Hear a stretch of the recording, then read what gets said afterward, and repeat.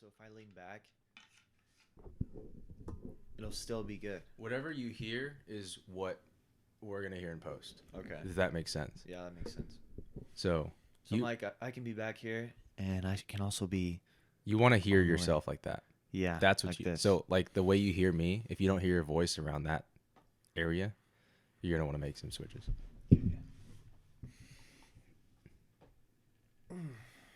Stretch out the back of my neck. All right. Dude, I'm not gonna lie. Yesterday at the gym was the first time like I felt. You know how, like, if you're wearing a tighter shirt at the gym after you hit an arm pump, you can like feel your arms. Yeah. Right. It's weird. It's like you're super aware of them. I felt that with my lats yesterday. I was like, okay. I was like, all right, Dude. I'm down with that. That must feel good. Yeah, it did. Oh, this amazing sound. What if I do this? I can hear that, but Okay, I'll go away. How about that? it's not like, you know. Yeah, if you put something down, it's gonna make a Yeah. right. So Yeah. just be anything on this. So that's something I also want to change with the podcast, if possible, in the future. Is the table that I use, Mm-hmm. right, needs to be disconnected somehow from the audio source. Right? How are you gonna do that? Can you give this a little bit of slack on your side? Cool. You'd have to get. Yeah, that's the thing. If you get mic arms, right, that attach to the table, and then you get shock mounts, is what they're called. Oh. So the microphone sits inside a shock mount, and so every time something hits the table, It'll absorb. It'll absorb, and the microphone kind of just stays in one spot, but the shock mount moves around. That's pretty cool. Yeah, the ones they make for microphones like these are not the greatest, and so I just haven't looked into that kind of stuff. But yeah, it's just like I'm highly considering like the real setup, per se. But Well, don't break the bank over it, man. I might, dude. I might. I'm just trying to get comfortable here. Ugh. I can cut in here whenever I want. I'm just gonna get freaking straight up on this. I don't care. I'm gonna get personal with this table. Yeah, because the microphone that I want, it's called the Hio PR40. Okay. And they run for about $399 a pop. Nice. And I would need 2 of them. And then I would need their shock mount kits, right? Which is like $40 times 2. And then I would also need mic arms, which is like $30 times 2. And then I would need like another table in here. The thing I wanted most for Christmas is something I couldn't get because it just wasn't possible. It was a rearrangement of this room. Right? Okay. I want to drop that desk. I want to kill that. I don't know what I'm going to do with it. I might give it to somebody. But yeah, that one needs to go. And then I'm going to hopefully get a desk that has, or I might get rid of this and that and then buy a different keyboard that's smaller. Whoa. And then stick it under. So you know the desks that have like the thing that slides out and you get your keyboard and you like type? Yeah. I used to have one of those. They make those for pianos. Really? Yeah. They're called studio desks. No, dude, that's crazy. Right. So I have the big so it'll like fill this whole. I might move I don't know if I could move the bed. It's probably not big enough. It's such a small bed too. Yeah, like if Your feet must be sticking out. I'm actually not that long. Well, I'm you're like- 5'10", right? Barely. So my brother's 5'10", but he's an inch taller than me, and I'm also 5'10". Right? If he's an inch taller than you, he's not 5'10". I know, but the doctor says we're both 5'10", so Get another doctor. Doesn't make any sense, right? Yeah. So yeah, I want to move this whole room around. And so by getting that new desk and getting rid of these 2, I could have the desk and the piano in the same place, thus freeing up about, That changes the game. yeah, it's like 10 square feet of space Jeez, dude. that I would gain. And so I can also make the desk multi-layered too. So, the city skyline thing where it's like, oh, you don't have space, you just build up. That's what I'm doing in this room. Just stack it all up. Yeah, just exactly. That's why I got that desk there, because You it's multi-leveled. can hold all that stuff. Mm-hmm. That's pretty cool. There's a lot of crap on that desk. Is there like a studio desk that can like you can adjust it up and down, or it's like a standing desk? No. Because I need one of those for sure, dude. You need a studio standing desk? Yes. I can put the keyboard in there, and then, so I'm not sitting all day, I can also stand and like work, or stand and play piano or whatever.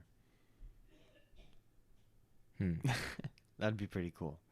I don't know. That seems excessive. I'm willing to throw down for that, man. Yeah, dude. They're actually really expensive, so that's why I haven't done it yet. Wait, but how much is a studio? Like a band. Are you serious? Yeah. Good gosh. Yeah. Okay.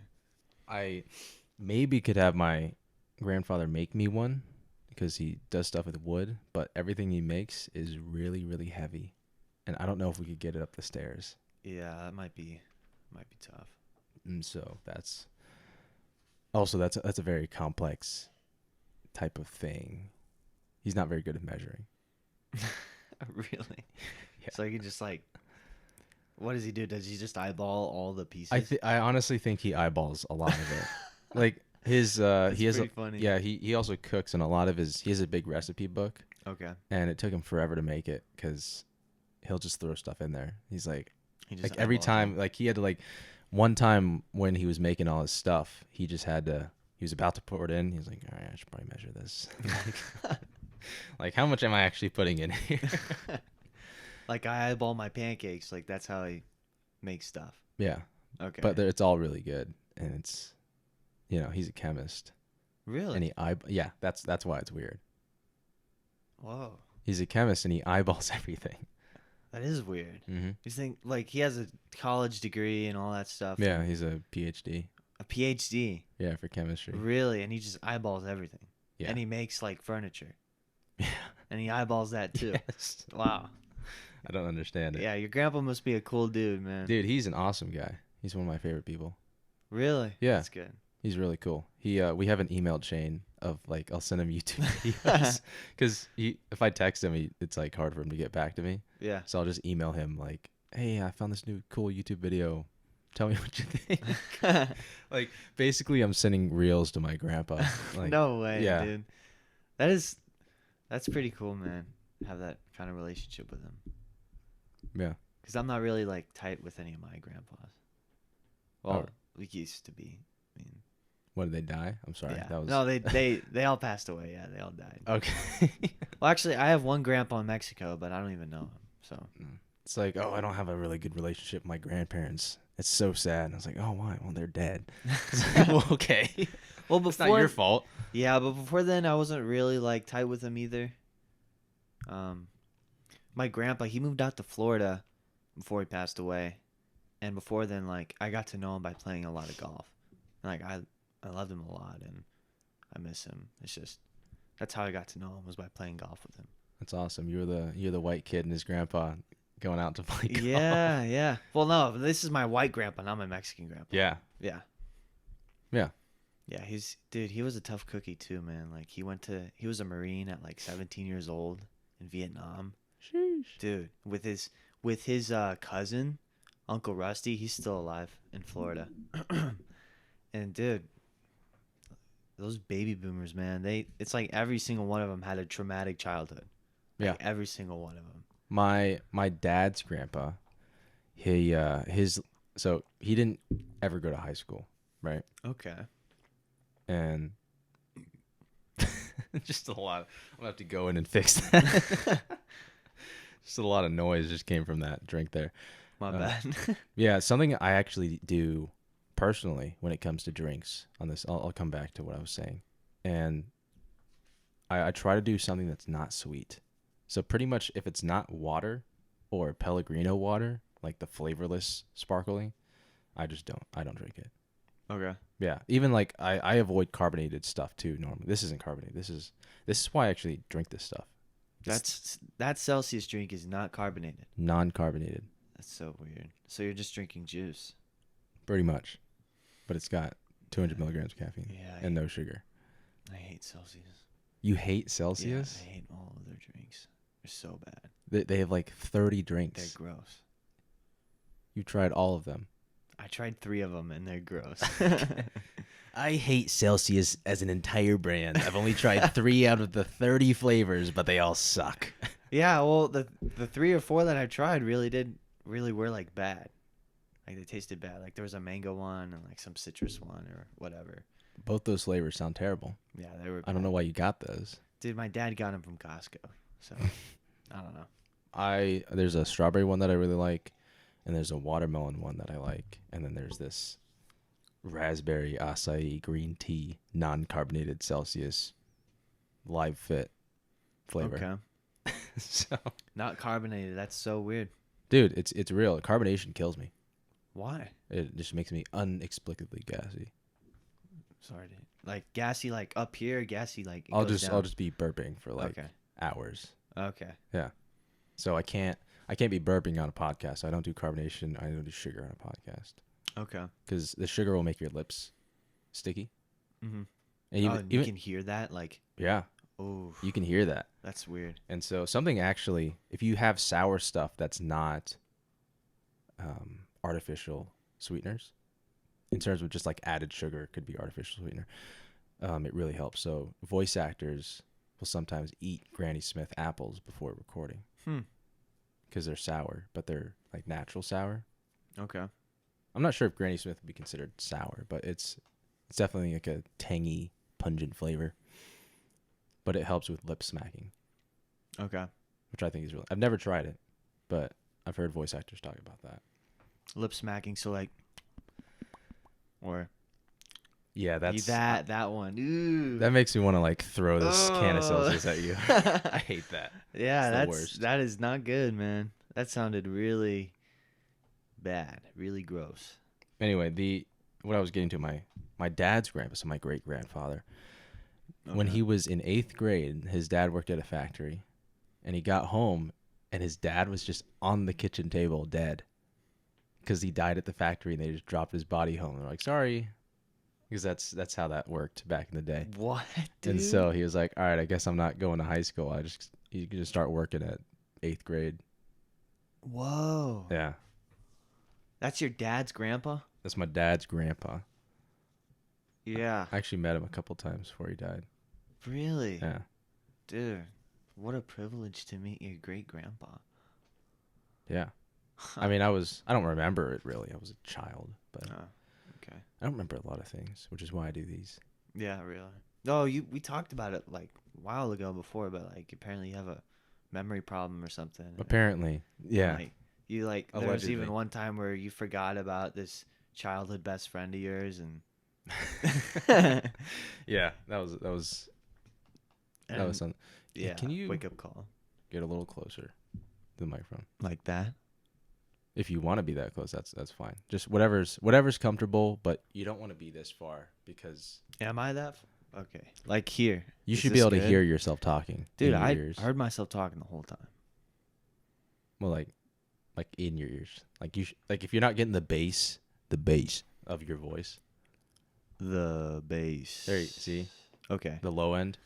So, all right. here You we do go. want to pick up the low end. Otherwise, it gets really tinny the farther away you are, and it just doesn't sound good. Doesn't sound good at all. Okay. Is Also, that you better? get yeah, that's a lot better. You get a Okay. lot of room noise too. So, you've heard the solo recordings I do, right? I've heard a couple of them, but not like Just- the just- latest one that you Just did. generally what they sound like. Yeah. You can't hear any room. It's just completely silent. But It's just what your I'm- voice. It's just me. But I use these. But I get really close on them. Like when I Okay. do the solo recordings, I'm like this close. I'm like legit this close. Hear the raspiness of The your whole voice. time I'm this close. Yeah. Yeah. And if you're that close, the proximity effect of the microphone picks up, and then the whole room is gone. It's Interesting. Okay. Because the farther away you are, it's picking up. So the room is at a certain, the room's at a certain frequency and a certain volume, and so the closer you are to that floor, the more sound that's going to pick up. Okay. And so, the closer I am here, it's like there's a higher ratio there. And so Okay. the room is still there if you really turn it up, but at that point I'm too loud, right? Okay. And so you would never do that, but it's there. You just have to really turn it up. But if I'm back here, then I'm way closer to where the floor of the room is in Okay. terms of sound, like the sound floor. And so you can hear it because you have to turn me up in your ears to hear me. Mm-hmm. Does that make sense? Sure. Sort of. Yeah, it makes sense. Well, like if you're closer to it, then everything else goes away. That's what I got. Yeah. Good. And I mean, in shorthand, that's that's Yeah. what that is. Okay. So I've actually started preparing for podcasts. Nice. Okay. Yeah, I see the notebook there. Yeah. Like Nice there's a little notebook. bunch of stuff in here. I didn't before, and then I did for Ethan just because I hadn't seen him for ages. Right. Mhm. So I was like, oh, I can't just like pick up where we left off, you know?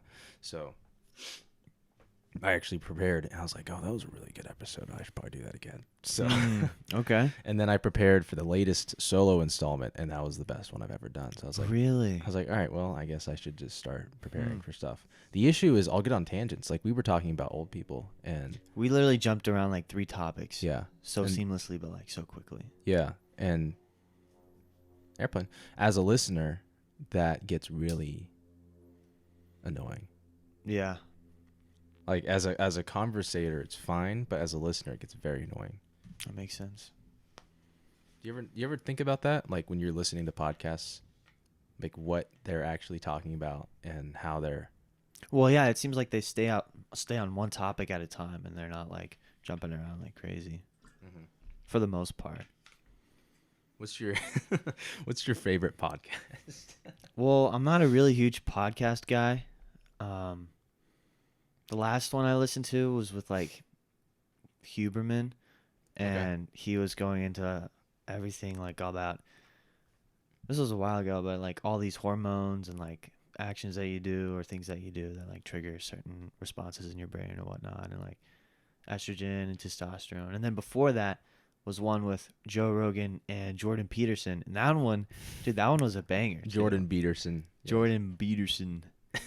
But dude, it was like that was a really good one too, because he's like a really deep thinker, and like he goes into like the psychology of like the Old Testament and stuff like that. I can't listen to Jordan Peterson. And Really? it has nothing to do with the timbre of his voice, as funny as it is. You know, it's like, you should just go make your bed. You know, it's just like, Clean your room. I don't know who that was. No, I But that tried. I really tried on that one. You know, man, they just need to clean their room and then maybe, you know, he just goes off like that. I mean, that's fine. It doesn't bother me, but he just says the same thing over and over. Like Jordan Peterson has a lot of good things to say, but he said all of them in the first 3 years of his internet presence, and now he's just repeating them. I feel like. Oh, really? Yeah. No new material, huh? I think he stimulates a lot of good conversation out of the other person. Mm-hmm. But in terms of like, if he goes on a podcast and he's like, "This is my spiel. This is what I've been working on," it's largely like the same stuff. It's the same thing. He's like, "Well, gender theory is still a problem." It's like, well, yeah, it's been a problem. You know what I mean? Like all the stuff that he kind of is an adversary against is still the same level that it was when he started. Some of them more. So it's like, so there isn't any like new depth to what he's talking about, basically. I mean, he offers some interesting perspective on things given his position in society right now, but in terms of his expertise and what like content that he would bring originally, he's kind of, I don't know. Stale. I wouldn't Or say, I don't know. It's just just like I've heard it all before and it's all repetitive? great, but it's like I understand. Like I went to his seminar, not like actually, but like, you know, like metaphorically. I've been to his seminar. I took his class. I don't need to like. Wait, he has a class? No, I said metaphorically. Oh, okay. Right. Oh, keep going. Keep going. Yeah. Like, you know, it's like a professor. Like, okay, you go to their seminar, you take their class. You're not gonna take the same class again, unless you failed. Same lecture. Yeah, it's just like Uh, it's like this is a great lecture, but I've already seen it like 4 times. Okay. You know, Yeah. so I'm not saying his content's bad. I'm just saying that me personally, I've already binged his content, so it's like I don't need any more Jordan Peterson. Okay. You know, That makes sense. that's the cool thing about Huberman is that it's so up there in intellect that I can listen to the same lecture, like legitimate lecture, because that's what his podcast is. He just gives lectures. Mm-hmm. I can listen to the same lecture 4 times and I still can't get all of it. You learn something new every time. It's Seems more. like. It's just about memory retaining more than anything. Okay. It's like, oh, I knew that, but I forgot about it. Okay. Like I've listened to the marijuana one so much. Oh my gosh. Really? Like I want to say like 5 times I've listened to the marijuana episode. Jeez. Just because there's so much there, and like obviously, I don't smoke or do edibles personally, That's good. Except for the melatonin. But except for the otherwise- melatonin. I snort that stuff. So I don't do it personally because every single caveat that's been given about it's like, oh, this is great unless you're like one of these people. I'm always one of those people Interesting. consistently. Okay. So I'm like, I'll just not, That's a good idea. and just I don't think people understand how complex it is. Too, it's like so complex. People treat it like they treat it like alcohol in terms of its complexity. Or And like an Advil or something like that. You can just take it and keep going. Not necessarily. I mean, people understand that alcohol has its dangers and that you need to be careful with it to some extent, Okay. right? But with marijuana, it's ridiculous the amount of what's the word, complexity that goes into. Like the effect it has on your brain and everything. There's that, and then like most people don't understand, which is wild to me, that there are 2 different types of cannabis I had no idea. and that they do different things to you, and that certain people should not take certain types, and everyone's like, oh, weed is weed. It's like no, that's not even close to accurate. It's crazy. We're Okay. talking like THC ratio to CBD ratio. It's ridiculous. It's like, oh, this and also it's like alcohol is bad for the brain for different reasons, right? In terms of like what it does to you, but like cannabis in terms of the developing brain, like the way it works with your brain, like it is so bad for you if you're not fully developed. Really? Yeah. Like if you have a fully developed brain, for men, what is that, like 26 or something like that? Probably. If you don't have a fully developed brain, it is almost certainly negatively affecting you if you are chronically smoking, which is twice a week, which is crazy. Wait. Or twice. Smoking twice a week is chronic. Is considered That's chronic. drinking. Drinking twice a week is chronic. Smoking twice a month is chronic. Are you serious? Yeah. 2 times in 30 days and you're chronic. Yeah. And everyone's smoking like multiple times a day.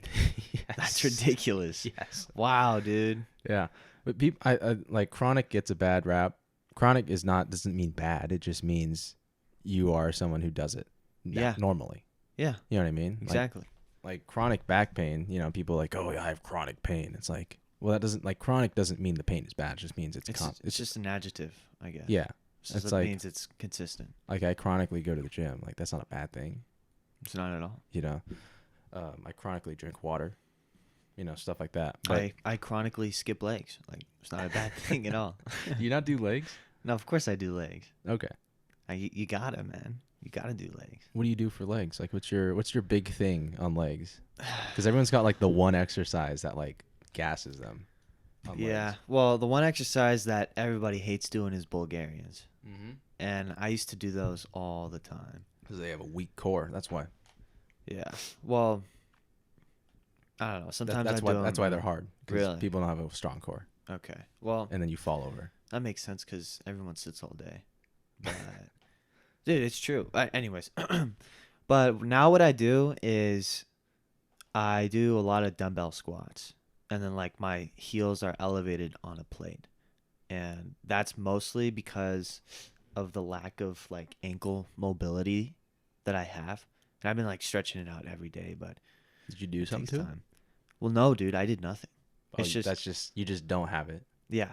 And I think it's because of like all the sitting that I did like in my life, like elementary school. I sit in class all day, junior high, high school. And like if we're not really meant or made to be sitting all day, and I never As we really. sit and do this podcast. Yeah, right. But as long as you compensate for it, that's fine. But I didn't really compensate it for like my entire life up until like the past year, or like really the past 6 months. And for some people, it affects differently. Like my little brother, he has like some sort of weird genetic. I don't even know if it's a condition or something, but like his joints are super flexible. Like he doesn't stretch at all. He doesn't do anything, and he's lived like a very similar lifestyle to mine. And like he can literally just stand up straight on and then touch the ground with his palm. Yeah, some people like joint flexibility is just ridiculous. Like Yeah. Simone Biles, like that's definitely like a natural mutation that like she has in her genetics. Really? Yeah, I Hmm. mean that's why. That's the thing with athletes. It's like there's like the lottery of genetics, and then if you have to win that lottery, and then you also have to win the lottery of like upbringing. You know what I mean? It's like Like it's like having like a like I they don't know. like Simone Biles' parents could have made her a soccer player. She would have sucked. Hmm. You know what I mean? But I wouldn't her say parents sucked, made but like her a gymnastic. comparably compared to what she's done in gymnastics, she probably would have sucked. Okay. Well, It's like yeah, that it's makes like Michael sense. Jordan did baseball, he was okay, Yeah. and then he did basketball, and he's like legendary. Yeah. It's like what if he never played basketball? You know? Well, I mean, it's pretty common if somebody's like um, genetically predisposed to excel at a certain sport, then like they'll tend to go to that sport. And then there's times where that doesn't I mean, happen. sometimes there's not opportunity for that type of thing. Yeah, that makes sense. You know, like if someone was like a really good, like their ankle support was like their Achilles were amazing, and their center of mass and like how they found balance was incredible, but they didn't grow up near an ice rink. Mm-hmm. Could never play hockey. Hmm. You know, And you and never also know. it's like, especially in places like Arizona, if you are a skater in that sense, like ice skater, like that's not cheap either. You know what I mean? Yeah, it definitely isn't. There's no frozen lakes around here or No. anything like that. You can't just, oh, I'm gonna go out on a January brisk morning and go to the ice skating rink. Yeah, It's just right. like no, it's actually 80 degrees. Yeah, so you got to get lucky a couple times, basically. Yeah, I mean, Interesting. there's a reason that so many people come out of like Canada for skating, Mm-hmm. right? It's just because everybody does it, and then you find out who's good at it. You know. Yeah. Yeah, that makes sense. That makes sense. But anyways, I was talking about like, yeah, so I think all the years that You've I been was like sitting, sitting. Yeah. sitting in class, specifically for my body, like it's just made it really tight and inflexible. Did you do any? Well, you did golf, right? Yeah, and we did stretches and stuff like that, but um but like we didn't like really stretch a lot in golf. You know, it was like a couple you do a couple stretches and then you need to just hit balls. That's a crazy notion to me. Like considering you're not fat, Mhm. that like just sitting for too long messed up with like your permanent flexibility. No, not permanent. It's just it's now it's going to take a lot of time to reverse all of that. Hmm. But it's possible. Like I've been able to get more flexible lately, which is good. Hmm. Also, a lot of people struggle with hamstring flexibility. Come to find out that because like of all the sitting that you do, because like your glutes and your core is supposed to like help is supposed to stay consistently engaged with your posture. Yeah. If it's not doing that, then your hamstrings are going to try to overcompensate, and then that's why they get tight. So really, if for a lot of people who struggle with hamstring flexibility, they should just be training core and then like training glutes or try to reactivate their glutes or whatnot, and then slowly you'll regain like hamstring flexibility. That's what I did, and dude, it helped a lot. It's I been don't, helping a lot. I don't think people realize how important the gluteal muscles are. Yeah, dude. It's crazy. I had no idea. I've been trying to you know what the planche is? You know what planching is? No, I don't know what planching It's is. like you're like in the push-up position, right? But like your arms are straight out, and then Okay. you lift your legs up so you're like just on your arms Really? in that push-up position. Whoa. I see a lot of gymnasts do it in like their routines or whatever. I'm trying to do that just because I think it's cool, and if I can do it, then I've gotten to a certain calisthenic point to where like I would like you know what I mean? It's more like a checkpoint than anything. It's like, okay, if you Yeah. can do this, then that means you have achieved these other things, which really is the goal. Yeah, Right. yeah. Yeah, like the piano piece goal, like at the end of the year. Yeah, it's like, oh, I'd like to be able to play that piece, but that just means I'm good enough, which is really the goal. But also, planching is cool, and I want to be able to do that. So, Launching. So you're saying you're in the push-up position, and then you put your feet up, and then it's just your hands that's holding your whole body up, yes, and then like your feet are just straight out like that. yeah, Wow, dude, yeah, that takes some strength and athleticism. Like that sounds really hard. yeah. It I've is never tried it freaking before. hard. Yeah, you should try it. Just, I can do sort of it. I can't go my legs out entirely, but I can get like it with my arms bent. But you're not supposed to do it with your arms bent. That's like not proper form. Really? It's Yeah. supposed to be straight out? Yeah, straight out, Okay. full extension. Hmm. It's like the full extension planche as opposed to just planching. Jeez, dude. That sounds really hard. But I want to be able to do that by the end of the year. I think I can do it because my calisthenics are really good. Mm-hmm. They've just always been good in general. I don't know if that's like strength to body weight ratio or what, but I was like, oh, I think I have the body type to do this, so I should just do it. Yeah, dude, give it a shot, man. You know? Oh. But yeah, it's just stuff like that where it's like, oh, I have the opportunity, so I'm gonna go do it. Might as well. You know what I mean? Can you do a muscle up? I don't know. Probably. I've never tried to do it. Or how many pull-ups can you do in a row? I don't know. You don't do pull-ups? No. Why not? It's I- such a good exercise. I know. It's my little brother has the pull-up bar in his room. I should just go take it one of these days. But yeah, I don't know. I just never do. I'll do them at the end of my pole day. Okay. I'll do assisted pull-ups at the end of the pole day, like after you've done like pretty much like once you get gassed, then you go start doing pull-ups. Okay. Right. You burn out with pull-ups. Okay. Yeah, that's what I burn out with, and I'm doing like I don't know. I'm doing like 50 like total, like assisted burning out. But I mean, it's brutal. It's like Yeah, that sounds pretty good. yeah, you've never done a pole day with me, but like Dario did one with me, and he's like, "Oh, I'm not gonna do assists. I'm just gonna do real ones." He couldn't even do like, he like did like two, and he's like, "Okay." Dario. Well, no, that's like Dario can do like a ton of pull-ups. That's Yeah, the thing. It's dude, like he's at the end strong. of the pole day, you're just done. Oof. It's over. So Yeah, I mean, dude, my workouts, like I do 2 full body workouts a week, and they only take like an hour and a half to complete. So like I don't do a whole bunch of sets. I usually do like 1 or 2 sets per exercise, like, and they all go to failure, and then like. so you just do Okay. like, what's one exercise that you do one set to failure on? Well, it usually depends. Sometimes it'll be pull-ups because like I have this really wide bar, and I'll just Oh, the super lat pull-ups. yeah. Oh, and like, man. dude, after I do one set to failure, I can't do another one for a bit because it's just it'll kill my back, which is good, right? Yeah. And it's efficient too because it's like less time, but like I train it to the point where it needs to grow. So yeah, I do those, and then Is there any weight stuff that you do one set of?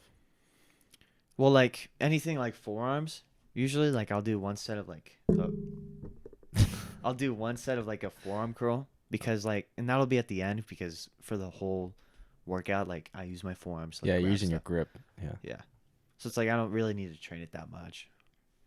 But yeah. And it's super efficient, and then like I'll just get up and go. And then I'll usually take 3 full days off for my body to recover, and in the meantime like I'll be doing cardio and I'll just be stretching, and then I'll hit another full body workout. I've seen a lot of growth there. It's been crazy. What have you? There's a question for you. Have you gone back and looked at the retreat video from like, I don't know, was that last year? I think that was last year.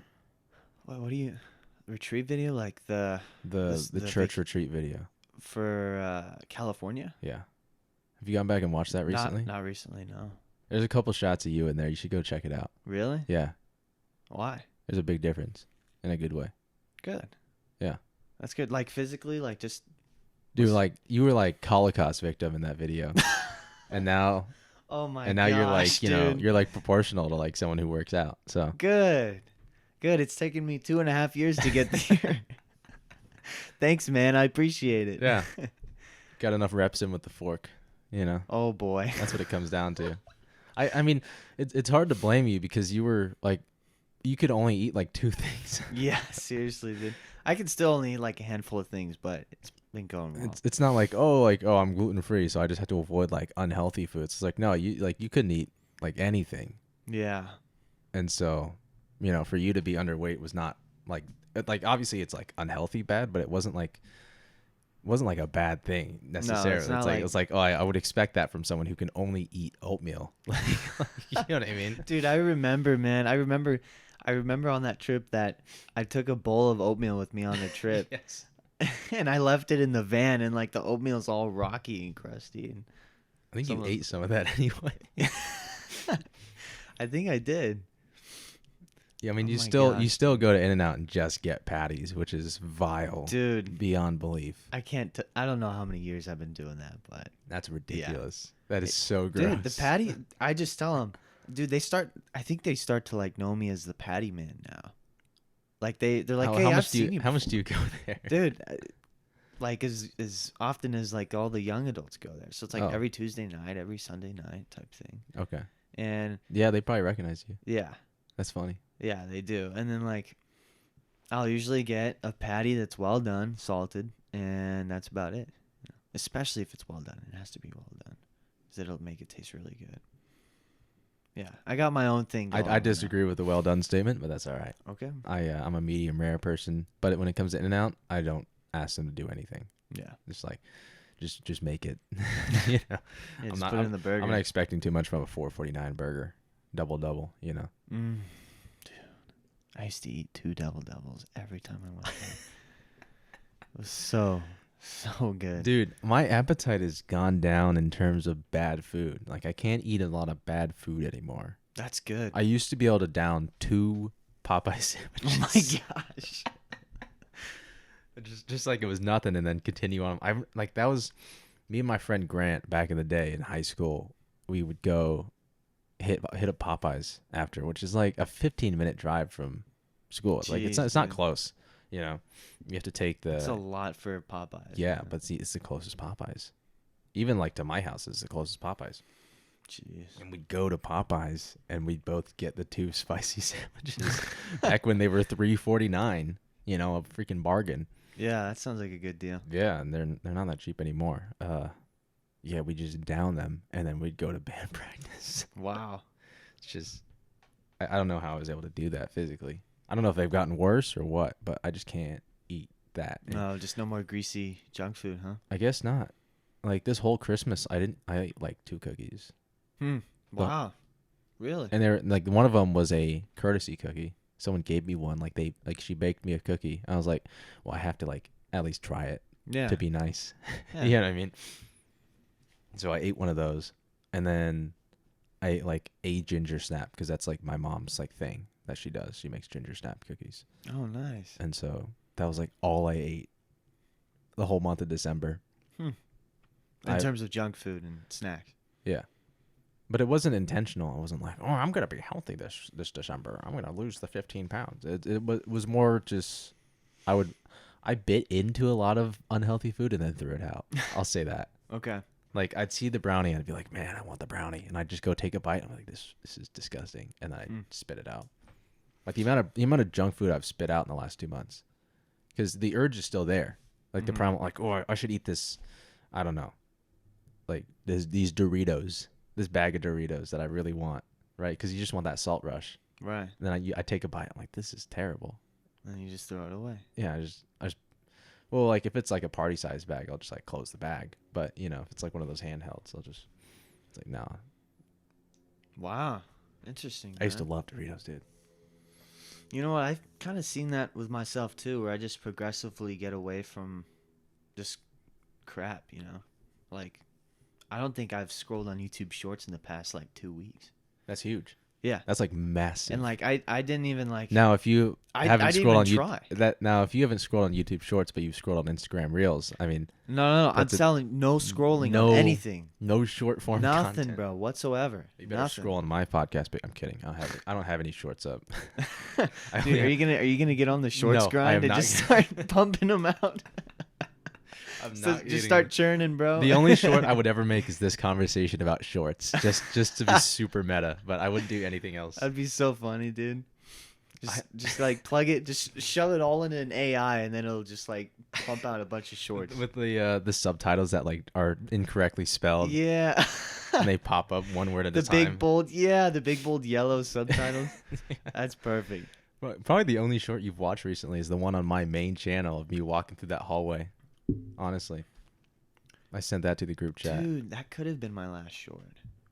No, I think my last short was probably last night, where my sister was trying to show me stuff that she thought was funny on TikTok. Oh, but you weren't doing the scrolling, No. but you were observing the scrolling. Well, she was trying to show me stuff, and it was total brain rot, dude. I was like, how do you, and she's sitting there, isn't this funny? I'm like, dude, how is this funny at all? This is total, like, garbage. Like, seriously, garbage. That's the issue with my reels on Instagram, is that I've gotten the algorithm to actually give me good stuff. Oh, no. I know. It's like I don't get brain rot, and it's awesome, but I get brain rot from getting too much not brain rot. You know, like I'll get this is a LUT that I made. A LUT is like a color grading thing. Oh, okay. It's like I mostly get editing stuff, honestly, in photography. It's like, oh, look at this cool photo I did with these camera settings. I'm like, ooh, what camera settings are you using? I'm like, this Sony A7 that I don't even own. You know what I mean? Just, it's mostly like self-projection stuff. It's like, ooh, if I had this, then I would do this. And like, I need to know that information. Why? I don't need to know that information. You know, I only need to know how to use that camera really well. Like, that's it. You know, and I made a mistake. I should have put you on the other camera. Oh well. That's fine. I don't know. How did I do that? I don't know. I've never done that before. I always put nice iPhones, man. I mean, yeah, I'm trying 4K this time. Okay. I don't know how big the files are going to be. They're gonna be huge. They're going to be big, but you know, that's all right. Usually these files are about 11 gigabytes at 30 FPS 1080p. Wow. So we're doing 24 FPS 4K. Yeah, that I don't know. 30 gigabytes per video. 30 gigabytes of RAY on my phone.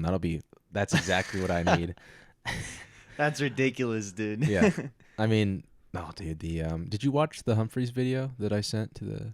It's called like the highest point in Arizona. Yeah, I did. So that video is 120 gigabytes. What? Yes. Oh my gosh, It's dude. a shot in 4K. So That's ridiculous. yeah. It was a beautiful video, and like that thunder near the end was like, that was crazy how you guys caught that. Yeah. It was really cool. I regret. I'll probably talk about that video sometime in another video that I'm making. I'm working on a video right now called "Are My Videos Becoming Self-Aware?" Spoiler alert: the answer is yes. But Okay. I'm gonna bring up that video in it, and I'm gonna talk about how, you know, filming is so interesting when it comes to this generic stuff, organic filming. Like the filming I do for church is all staged. It's like I know the drummer's going to be doing this fill at this point in the song, and I need to be like around to get that shot, right? But when it's something like the Humphreys video, I don't know when it's going to thunder. I don't know. I didn't know it was going to rain. Obviously, we wouldn't have gone if we knew it was going to rain. I didn't do that for content. I didn't just tell them it wasn't going to rain and then, oh, surprise, here's some content. But with that type of content, you can't, like, for lack of a better word, you can't be a bitch as a cameraman.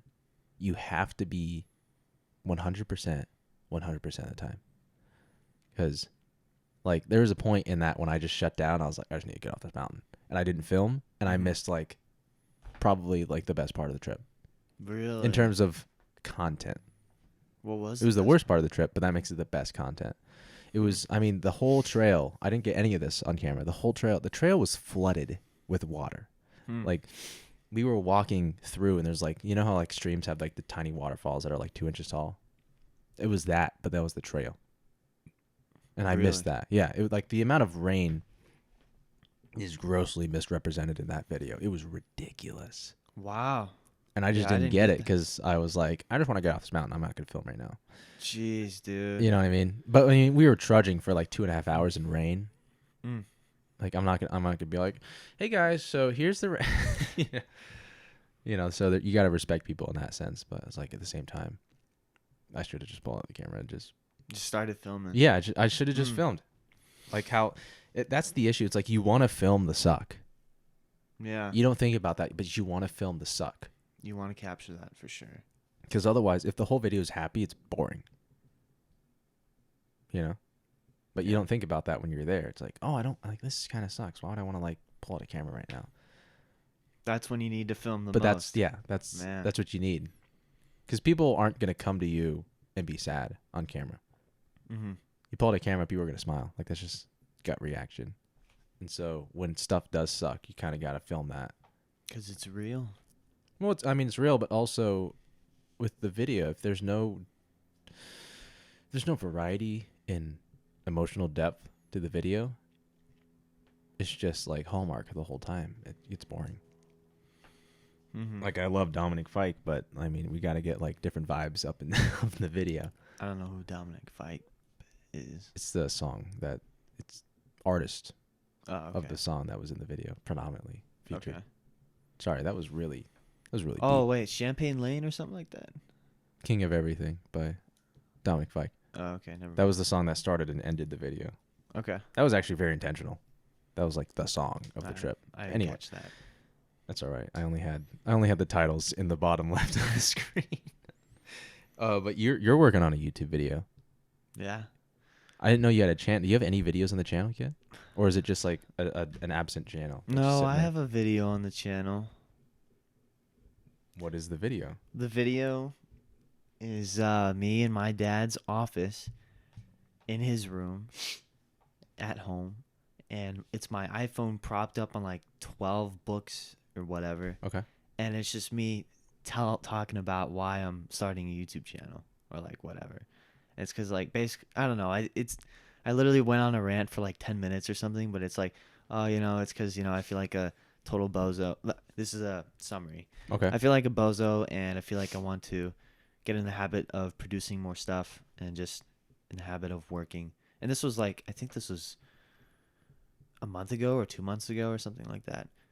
But yeah, that's like my first video. And then my second video is going to be more of like a short film, you could say, where like all the shots are staged and like some of the shots look cinematic and whatnot. Now, the thing is like, I've been like having that video planned in my mind for a while, and it starts off with like the alarm going off and me turning it off and like getting out of bed. And then I watched your short film the other day, like, and I was like, dude, Oh no. that's crazy. Like my first video starts off like that too. Except I forgot. Why did you watch my short film the other day? Did I send that to you? Yeah, well, yeah, you I'm did. sorry I sent that to you. Well, I thought it was cool. Nobody needs to watch that video. I thought it was cool. I'm glad you enjoyed it. Yeah. Now, like, I don't get the end part. Like, the dude forgot his watch at home, and then like he shows up, and like, what's that Yeah. supposed to mean? That's a long story. The limit on that video is 3 minutes and 30 seconds. I couldn't make it any longer. And the director's cut is 5 minutes that I don't have anymore, which sucks. But there was a whole thing like he had a date and then he forgot his watch, so he couldn't like turn back time. Did you catch that? Like the watch was a time travel device. Yeah, no, I definitely caught that because like Yeah. he turned it back and then he He was supposed to meet a work. girl at the cafe, and like he's chronically late, so he just has the watch. He's like, oh, I'll just and so because we had to have a lesson, dude. That short film, I don't even want to talk about it. Like the curriculum and the guidelines totally ruined what I was going for. It's like you have to have a lesson. I was like, I don't want a fucking lesson in my video, dude. It's like, I just want to make Jeez. something good. It's like, does the Humphreys video have a lesson? You can gain a lesson from it, but the way it was shot, there wasn't an intention behind it. No, it's like, okay, we have to like, what is the lesson? It's not, this is the lesson that you must learn. Like, I guess the lesson of the Humphreys video is like, I don't know, like you stick together, your friends, so blah, blah, blah, blah, blah. Something like that, but I don't go into it. It's like, hey, Ethan, so what's the lesson for today? But yeah, so like, can you tell me anything else about the video? Like if you detail it here, it's not going to ruin it because you're just talking about it. It's not like you're showing me clips. Okay. You know what I mean? Are you sure you want? Okay. Well, right. So I I turn off the alarm and I get out of bed, and actually it does have a really cinematic shot in there of me getting out of bed, which is pretty cool. Like I'll have like it's Hey, as long It's as the you're excited camera's- about it, that's all that matters because camera's that's going to like- keep you going. yeah, well, yeah. The camera's like in the corner of the room, and like it captures me getting out of bed, and then like the fan is like really slowly spinning in the shot, and it looks really cool. But it's really just like just capturing like my morning routine, Okay. and it's yeah, It's it's like really the what it is. cinematic morning routine video. Yeah, Okay. yeah, it is. And then at the end, like I make a chicken breast, and then I fill up uh um the blender full of water, and I No.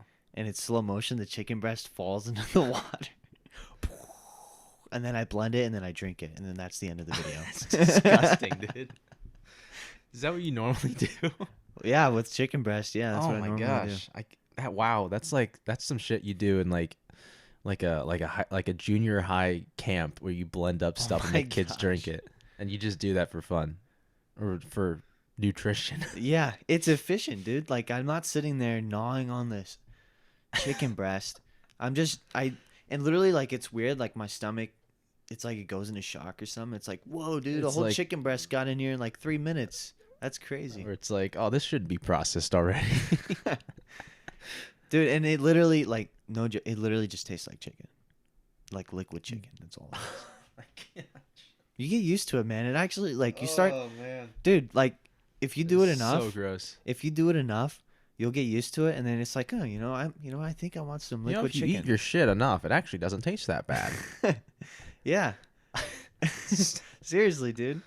But it's like I get what is that? 30 grams, 40 grams of protein and I down it in less than 5 minutes. That's pretty I guess efficient. that's better than whey, because Yeah. it's real protein. But I mean, I'm getting like 60, and like I down that shit in like 30 seconds. Yeah, okay, whatever, dude. But it's whey, so it's a different thing. I wish I could have that whey protein, but I cannot. What does it like make you explode? Well, usually in every whey protein, they'll have a bunch of stuff like wheat and flour and I just can't have that. yeah, and rice, like whatever, rice extract or whatever. And yeah, I can't have that stuff. Or soy. Hmm. No bueno. Soy is awesome. I like soy a lot. Soy's supposed to be Maybe like it's 'cause I'm really Asian. bad for you though. Well, yeah, it's like Soy's sort of like estrogenic type thing. you can have. Well, you don't want to drink it. But I mean, you could have soy sauce or like teriyaki sauce. You know what I mean? Like in terms of flavor additives, it's not that bad. Well, it's bad for me, so I ain't eating it. Everything's bad for you. Yeah, So usually. it's like, oh, I can't have protein powder. It's like, okay. Most protein powder, yeah. Dude, It's something. unfortunate. Do you take creatine? I used to, and then I ran out, and then I never got it because it's so expensive. I kind of want to get on creatine. I kind of want to do it. Do it. It literally, it's not like That's not the like thing. a It's like steroid or my anything. dad. So he's a biologist, right? So he's gonna research the crap out of anything he puts in his body, okay. right? And he did the research already for me, pretty much. And so That's convenient. he like I don't know how often he does it or how much he takes, but he really likes it. I was like, well, if my dad's doing it, then like it must be okay for me, Yeah. So I don't know. I just haven't done it because it's like I never want to be reliant on anything. Yeah. Anything that's finite, right? What if I run out of creatine? What do I do then? Do I just not go to the gym? You know what I mean? Mhm. Stuff like that. It's like, of course I can be responsible and just buy more before I run out. But it's like, okay, what if I straight up just don't have the money to buy more? Mhm. Yeah, it's not like steroids where you're gonna lose all your gains and everything. It's supposed to help with recovery. Well, it has to do with it's just like gym mentality, going to the gym. Like Yeah. I've recently been weaning off of music at the gym. Really? Yeah. Why? What if I forget my AirPods? What do I have a bad workout because I forgot my AirPods? Are you kidding me? You know what I mean? Mhm. It's just stuff like that where it's like I treat music as a luxury at the gym now. It's like if I have a really bad day, I'll throw the music on. Or if the gym is playing the worst, most awful shit I've ever heard in my life, like a trap beat club version of Perfect by Ed Sheeran, I'm not going to bench to that. Boy. I'm not going to bench to that, No, okay? you can't. So then the AirPods go in. But they're mostly if it sucks, then I'll use it, as opposed to just a normal, Hmm. It's like, oh, what if because people talk about forgetting their headphones all the time to the gym. It's like, what are you just gonna have a bad workout now because you forgot your headphones? Okay, Mhm. like that's stupid. That's weak. Yeah, it That's is. weak. Like that's honestly, besides the fact that like I'm asthmatic, is the main reason I'm not doing any sort of You're like. asthmatic? Yeah, I had no idea. yeah, Dang. it sucks. Yeah, it does suck. Yeah, going up mountains really hard. Yeah, Yeah, dude, that does suck. really difficult. Do you have like an inhaler and stuff too? Like, Yeah, I used to have one. It expired, oh, but I've just been like, if I'm physically up there, then like, if I need to be here, then I'm physically up here. Then the as will just drop me to baseline to where I need to be. So, yeah. um, what was I saying? Yeah, like, Talking about music. yeah, like if I wasn't asthmatic, then I like obviously that's the main reason I don't vape, right? But also I just don't want to be reliant. Like, what if I was thinking about that. Like, what if you lose your vape? Then what? Are you just gonna have a bad day? Mm-hmm. You know what I mean? It's like, are you that? I just hate that. You know, it's the same thing with like pre-workout. It's like, oh no, I didn't take my pre-workout. I'm a bad workout now. It's just stuff like that. I just don't like Mhm. having, or even there's no dig on people who take antidepressants to like numb themselves, but it's like, Mm-mm. oh, what if I run out or like I can't afford the next, or they like with Adderall, like they had a shortage. The people who take Adderall medically, what are you gonna do? Like, I are you just remember that. yeah? Are You you telling like me. has been weaning himself off of it because of his ADHD? Mm-hmm. Because he's like I can't afford to like have another shortage like this. He's like, I'll just go nuts. I was like, dude, I totally understand that. You know, I don't want to have anything that I need that could be taken away because then I'm screwed for like a month while I like readjust. Mm. Yeah, you know what? I've actually somewhat recently thought about this, but I don't have a pair of AirPods. I don't have a pair of headphones or earbuds or anything. And all of my siblings do. Even my little brother, who's like 5 years younger than me, has a pair of AirPods Pros. Wait, so are you the asshole who plays their music on speaker mode when they're No. or like when they're on something on their phone that's just blasting? Are you that guy? No. Okay. No, dude. So like I I never went to the gym with AirPods listening to music. Never, like when I'm doing cardio, it's just me in the outside world. I'm not like, I don't have any music playing. That's brutal And for like, cardio. dude, but like now I think back and I thought of recently, I'm grateful that I never got a pair of AirPods because I'm not dependent on listening to the music that I love listening to like, get through a hard workout or like do cardio. Like I'll just be doing cardio. I hear the birds chirping. I hear the sound of my lungs wheezing, right? Because asthma sucks. And dude, I'm really grateful to be able to have that sort of, I don't know, discipline, I guess. Yeah. Just Like David Goggins one time, he oh my said, gosh. he said like, music. Here we go. Listen to Here we music, go. it makes you weak. I have yet to listen to a single Goggins appearance on any podcast that I listen to. I was like, oh, Really, it's dude? Goggins. I'll skip this one. What? Why? He annoys me. What is? How does he annoy you? He annoys me because he thinks that if you're not on the path, then you like are less of a human, and I don't agree with that. Really? Like if you're not trying to improve yourself, then No, like if we talk about Goggins' standard of improving yourself, yeah, it's hardcore. you know, it's pretty hardcore. ridiculous. It's like if someone wants to, I guess waste away their life and sit, like that's okay. Like that doesn't make them a bad person, right? Okay. It just makes them not epic, which is fine, Yeah. But that Well, doesn't, makes him average. it's like we have some out of shape friends. That doesn't make them like less of a human. No, it doesn't. Like the lack of trying, maybe, right? That might make you less of a person, right? Right? But like the fact that you're not like David Goggins level, I don't know. He just like I have a really bad habit of like making fun of fat people, right? Because it's like, okay, this is just like my dad, bro. just like inconsiderate, like But with Goggins, it's like, oh, if you're not getting up at 4 a.m. and carrying a rock all the way to the top of the like you know what I mean?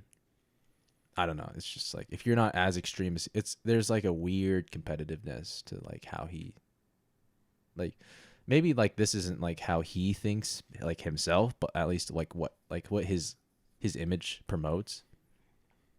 it's like this circle jerk of like, how intense can I be?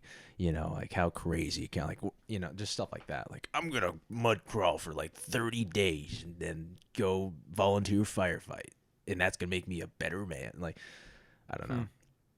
It just annoys me. Okay.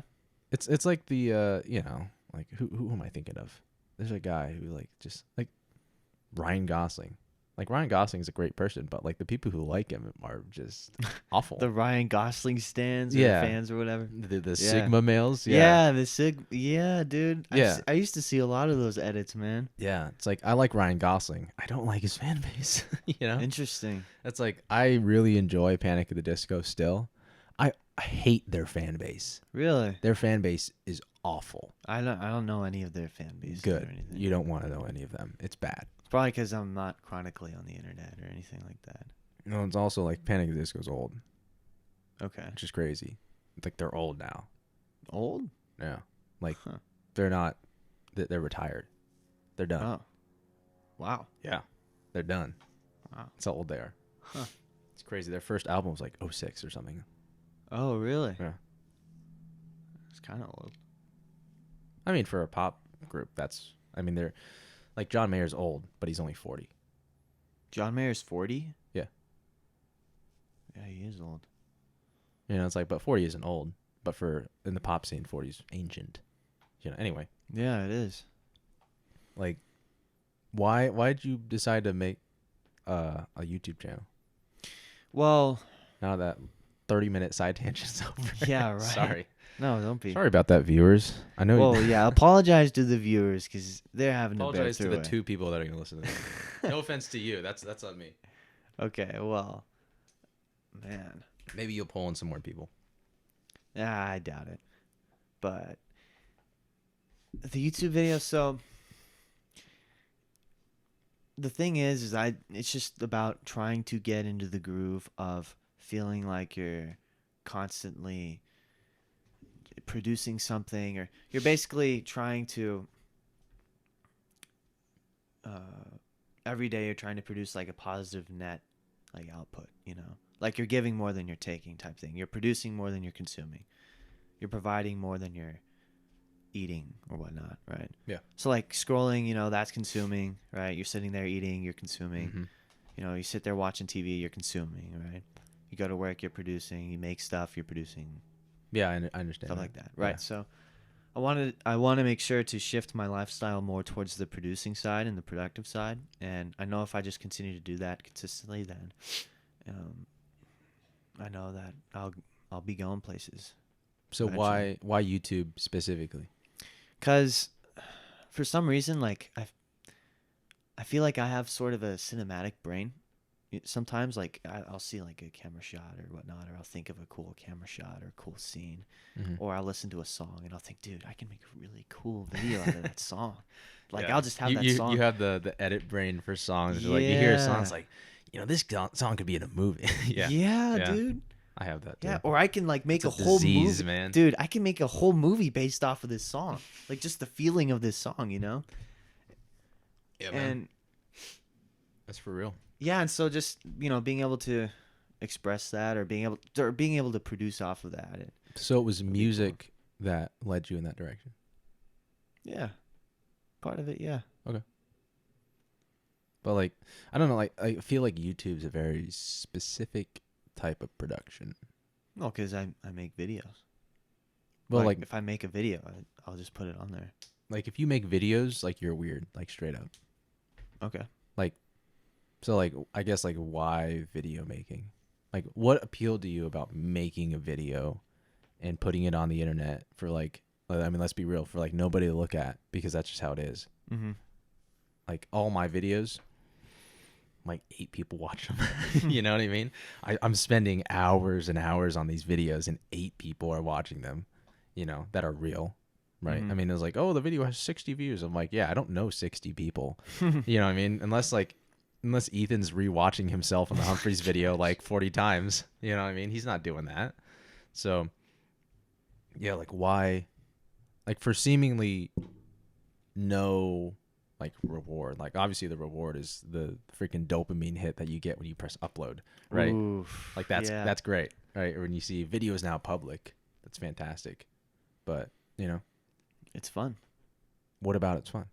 Yeah, it's like Dude. that's like I guess that's like that response is like I was like, oh, what like. Did you like the movie? Yeah, it was good. What did you like about it? I don't know. I just liked it. It's like, Yeah. okay, all right, buddy. Dude. I'm gonna close this window here. You can keep talking. Okay.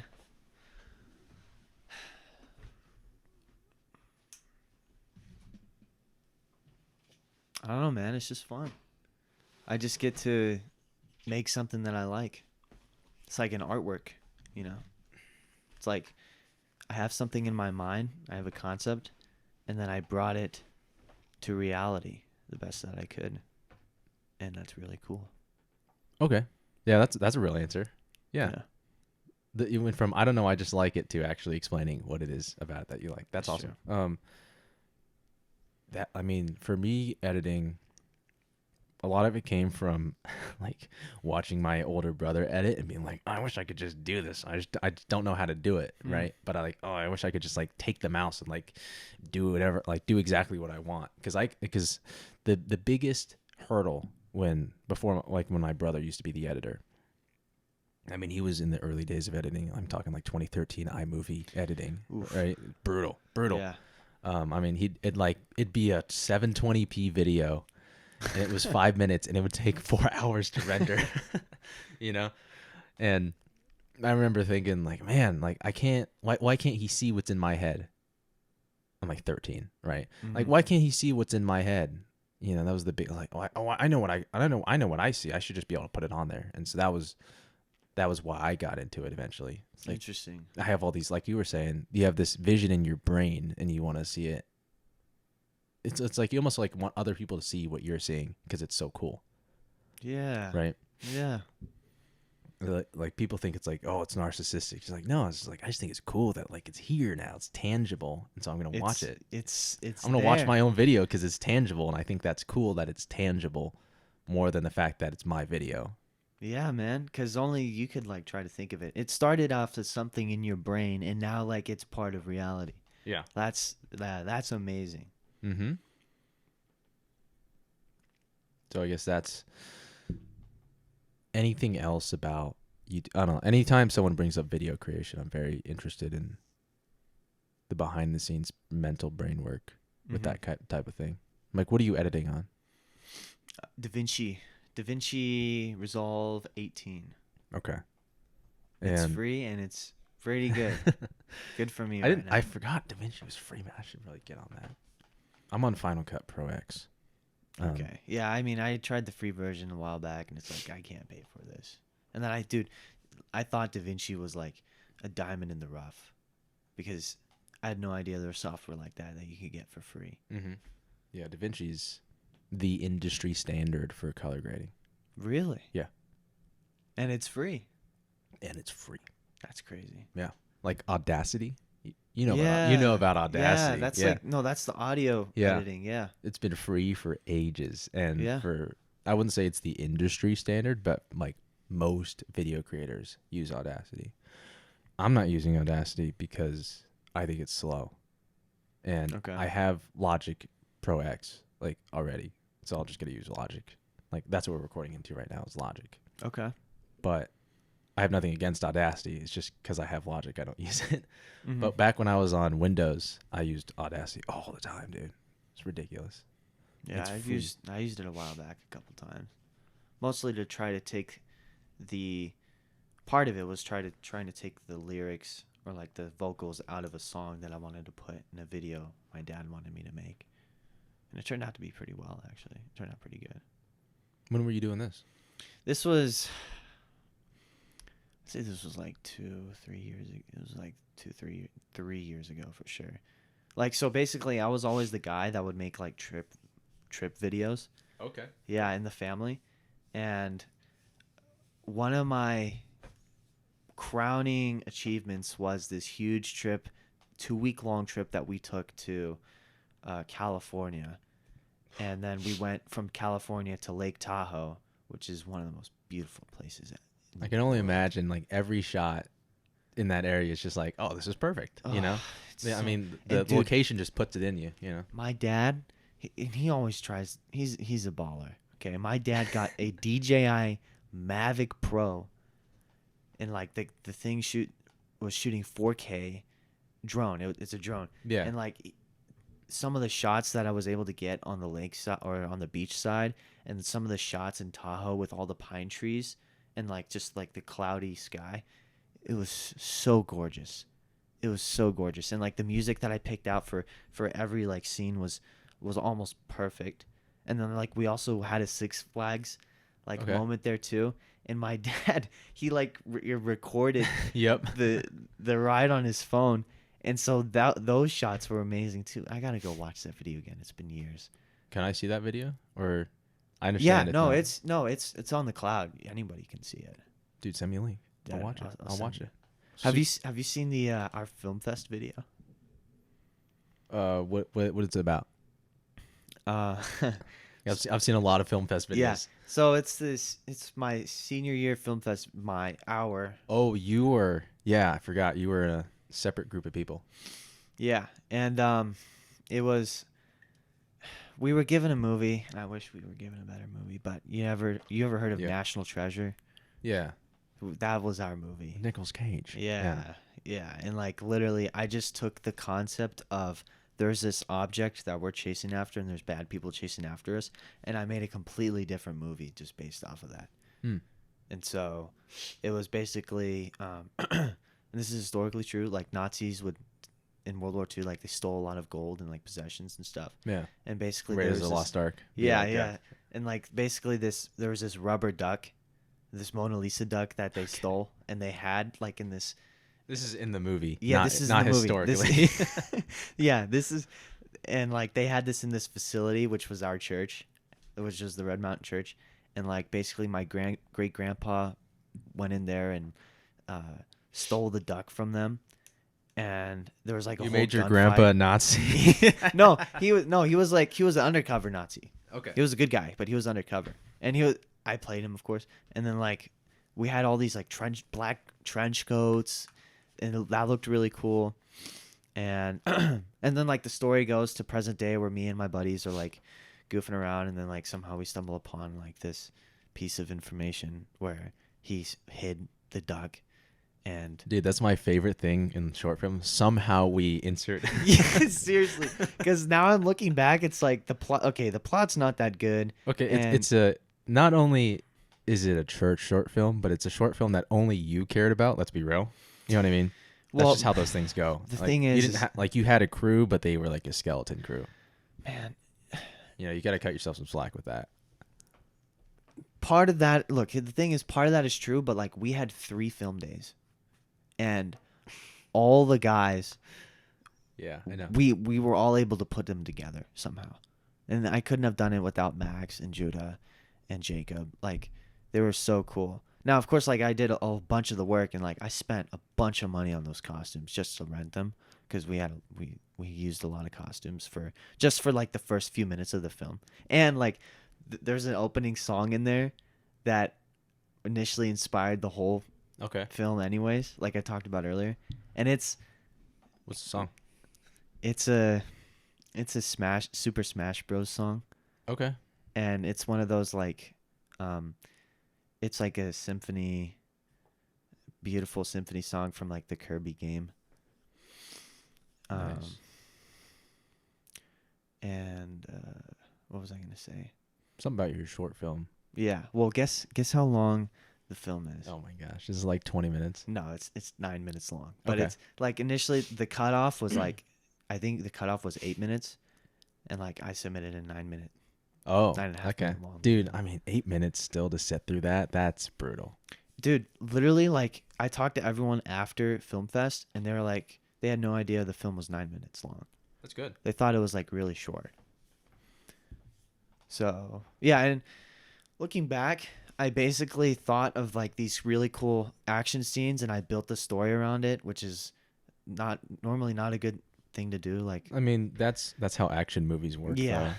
That's exactly. That's what people actually do professionally. yeah, And I thought of that too. Like I after that, I think I watched like the Godzilla. There was this Godzilla movie that came Yeah. out, and I was like, dude, you know what? I feel like they made this film like I made my film. Like they Mm-hmm. just had the coolest action scenes, and then Mm-hmm. the plot was just built around it, and That's that's how why they the made, plot dude. sucked. That's how they made Tron Legacy.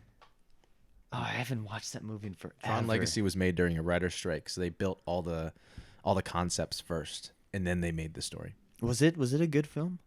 People love Tron Legacy. I haven't seen it in so long. I don't have an opinion on it, Okay. but I have a lot of like very good nostalgia around that movie. That movie's what got me into like the cyberpunk space wave scene. Really? I saw that when it came out when I was a kid. And I was like, Yeah. I need more of this. And then they never made another movie. I was like, all right, I guess I'll just get into cyberpunk and 70s retro space wave stuff. Wow. Wow. That that's movie is cool. the basis for like a lot of my music tastes. Really? Yeah. That's crazy. Like I'll drive my car at night and I'll just throw on my space wave synthwave playlist. And I'll just drive around. Everyone's like, "Oh, did you watch Ryan Gosling in Drive?" I was like, "I've never seen that my movie." gosh, I was like, dude. Tron Legacy." Literally, Tron Legacy. that's what I thought of when you were talking about it. Was like some sort of Sigma edit of Ryan Gosling. I was just doing dude, I was driving. doing this before TikTok. Like, come on. Yeah. Oh, that's cool, Yeah. But yeah, like 9 minutes. That's a lot. dude. It took me forever. I've not seen that. So if you send it to me, I'll watch it. I'll watch it. You're gonna have to scroll up, so I'll probably have to send it to you again in the text. But Have you sent it to me before? I'm pretty sure I have. Yeah. I feel like I would have remembered this if you had sent it to me. Pretty sure I sent it to you. I don't know. I feel really bad if you sent it to me and I just didn't watch it and then I forgot about it. I don't know. It happens, especially in like those busy moments in our life. Like it happens. That I've done reminds it me. before. Ethan sent me a short film that he was in. He plays the main character in it. He's like this drug dealer, not drug dealer. And the whole premise is that he can't make a payment, so they chase him down. Like the whole film is just him running. Really? Yeah, he didn't produce it. He just played a part. So it's like, I can't like that doesn't reflect poorly on Ethan that the plot is just running. I think that's what he signed up to do. And he sent it to me like a month before the podcast, and I just forgot about it. Oh my goodness. And then like the day before the podcast, I was like, oh shit, I should probably watch this short film that he sent me. So, yeah, man. I don't know why I said that, but that's cool. Okay. And hey, if you ever need any talent for your next professional video, just let me know. I might have a opening. I mean, you already started a video, the flat iron video. It's not out yet. Oh yeah, I I'll forgot. show you some of the footage on the bigger screen after the podcast because your your phone's in black and white. So I didn't realize when I sent you those videos over Messenger. No, I changed it and then I looked like some of the pictures and videos. It's I remember, literally you gorgeous. changed it afterward, but like when I sent them originally in the group chat, I didn't think about the fact that you're just seeing like this awful like black and white Just thing. noir or something. Yeah. It just probably looks terrible. It's not bad. You get used to it after a while. But yeah, I mean, you're filming on your iPhone, right? For your YouTube stuff? Yeah. What settings are you on? I What have it iPhone on, are you on for number well, one? I have it on iPhone 11. It was the first 3-camera phone. So the 11 Pro. Okay. Yeah. That's important because there's a whole new lens. Yeah. Because that's an iPhone 11 base model. Yeah, right yeah. there. So. Yeah. Well, I had it on 1080. I know I could put it on 4K, but too much space. Okay. I have it on 1080, 60 FPS. And another interesting thing is I actually have a really hard time downloading photos from my phone to the computer for some reason. And I'll Are use you like on different a chords Are you on and a stuff. PC? Yeah. So you're not on Mac. No. Okay. So that really sucks. So there's the latter half of the video. I downloaded all my photos from iCloud because apparently like you can do that. Yeah, that's the best thing you can do if you're on a Windows. Unfortunately, I found out when you download, no matter what you try to do in the options or in the settings, when you download a video from iCloud, it's not going to be as good as if you download it straight from your phone. The quality will not be as good. Doesn't matter what you do. What do you mean download it straight from your phone? So like when I plug my phone into the PC, Yeah. and then like it all of a sudden iPhone pops up, and I can click into the files like DCIM or whatever, and then I can navigate and get the videos from there.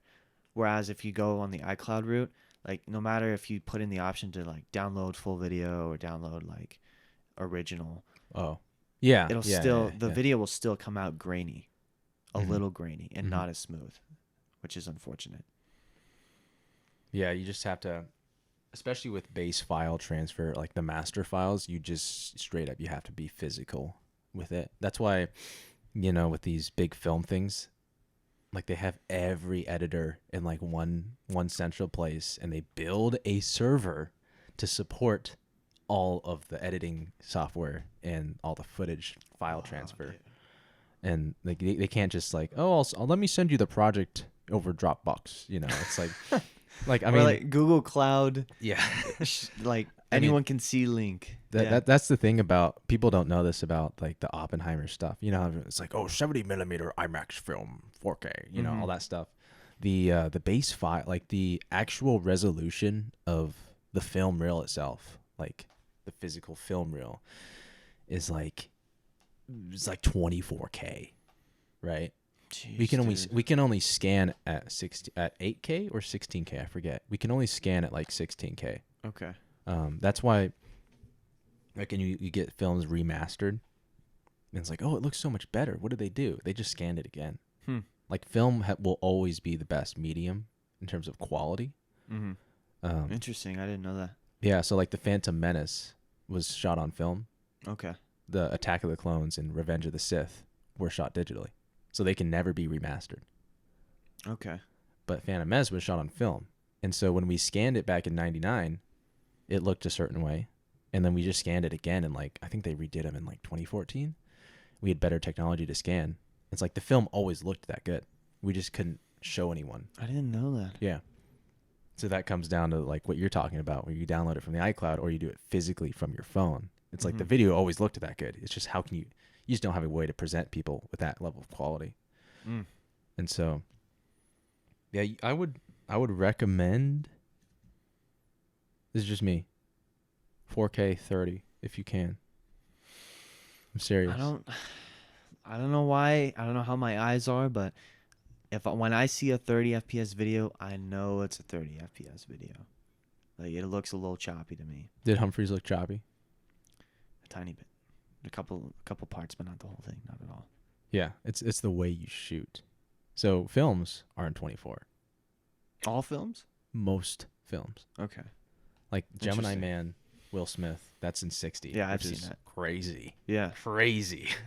It's been a while since I've seen that, but I mean, I don't know. Name a film you saw recently. Oppenheimer. 24. Really? Yeah. Whole thing. Whole thing's 24.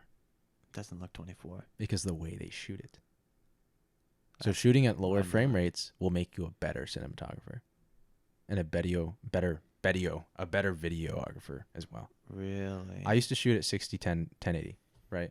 I shot my Hawaii video at 1080. That was over the summer, and I'm editing it now after I've learned all this stuff about video shooting. And I'm like, man, this is awful footage. This is terrible. Like, if I had only like me now going to Hawaii with the knowledge I've learned from shooting, because like, sure, I was in film school and I did all that. I haven't learned anything from film school. I've learned everything from just doing it on my own. Right. And I've just shot a lot of videos since summer, just generally because I got my new phone. Because I shot the alarm clock video you saw was shot on that phone right there. The one that's filming you or the one that's filming me? One that's filming you. Really? Yeah. Okay. So like the alarm clock video looks pretty good. Yeah. Like I will say, it does like, look good. That's especially the part where like he fisted the alarm clock. I was like, yeah, that that's sounds cool. awful, but yeah, he punched the alarm clock. He punched it. Yeah. And, yeah. That's the one thing I'm actually proud of, is that it looked really good. Like physically, it looked good. Yeah. Everyone, dude, when I showed that video in class, everyone's like, "Oh man, what camera did you use? Like, what? Like, I must have been really expensive." I was like, "I used like a 6-year-old base model iPhone," and there's like literally people shooting with like DSLR cameras in that class, and it looked awful. It looked so bad. Wow. Mine was the best looking video, and I had the worst gear. Huh. It's just because I knew the camera really well. Because I've been shooting with that camera for years at that point. I didn't have my new one.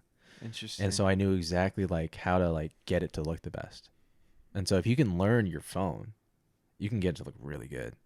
Okay. Like for example, the Humphreys video Mm-hmm. was shot on that phone, right? Like that was just like me holding it. I didn't have a tripod. I didn't have my microphone because I was like, I'm not gonna carry all that up the mountain. Okay. So I literally just every now and then I'd pull it out of my pocket and film. That was the Humphreys video. I'm impressed. Yeah, and so that video looks great, but that's before I understood how to use that phone. Okay. Like really understood how. Like, there's like the parts you said, like, oh, it looked choppy in some parts.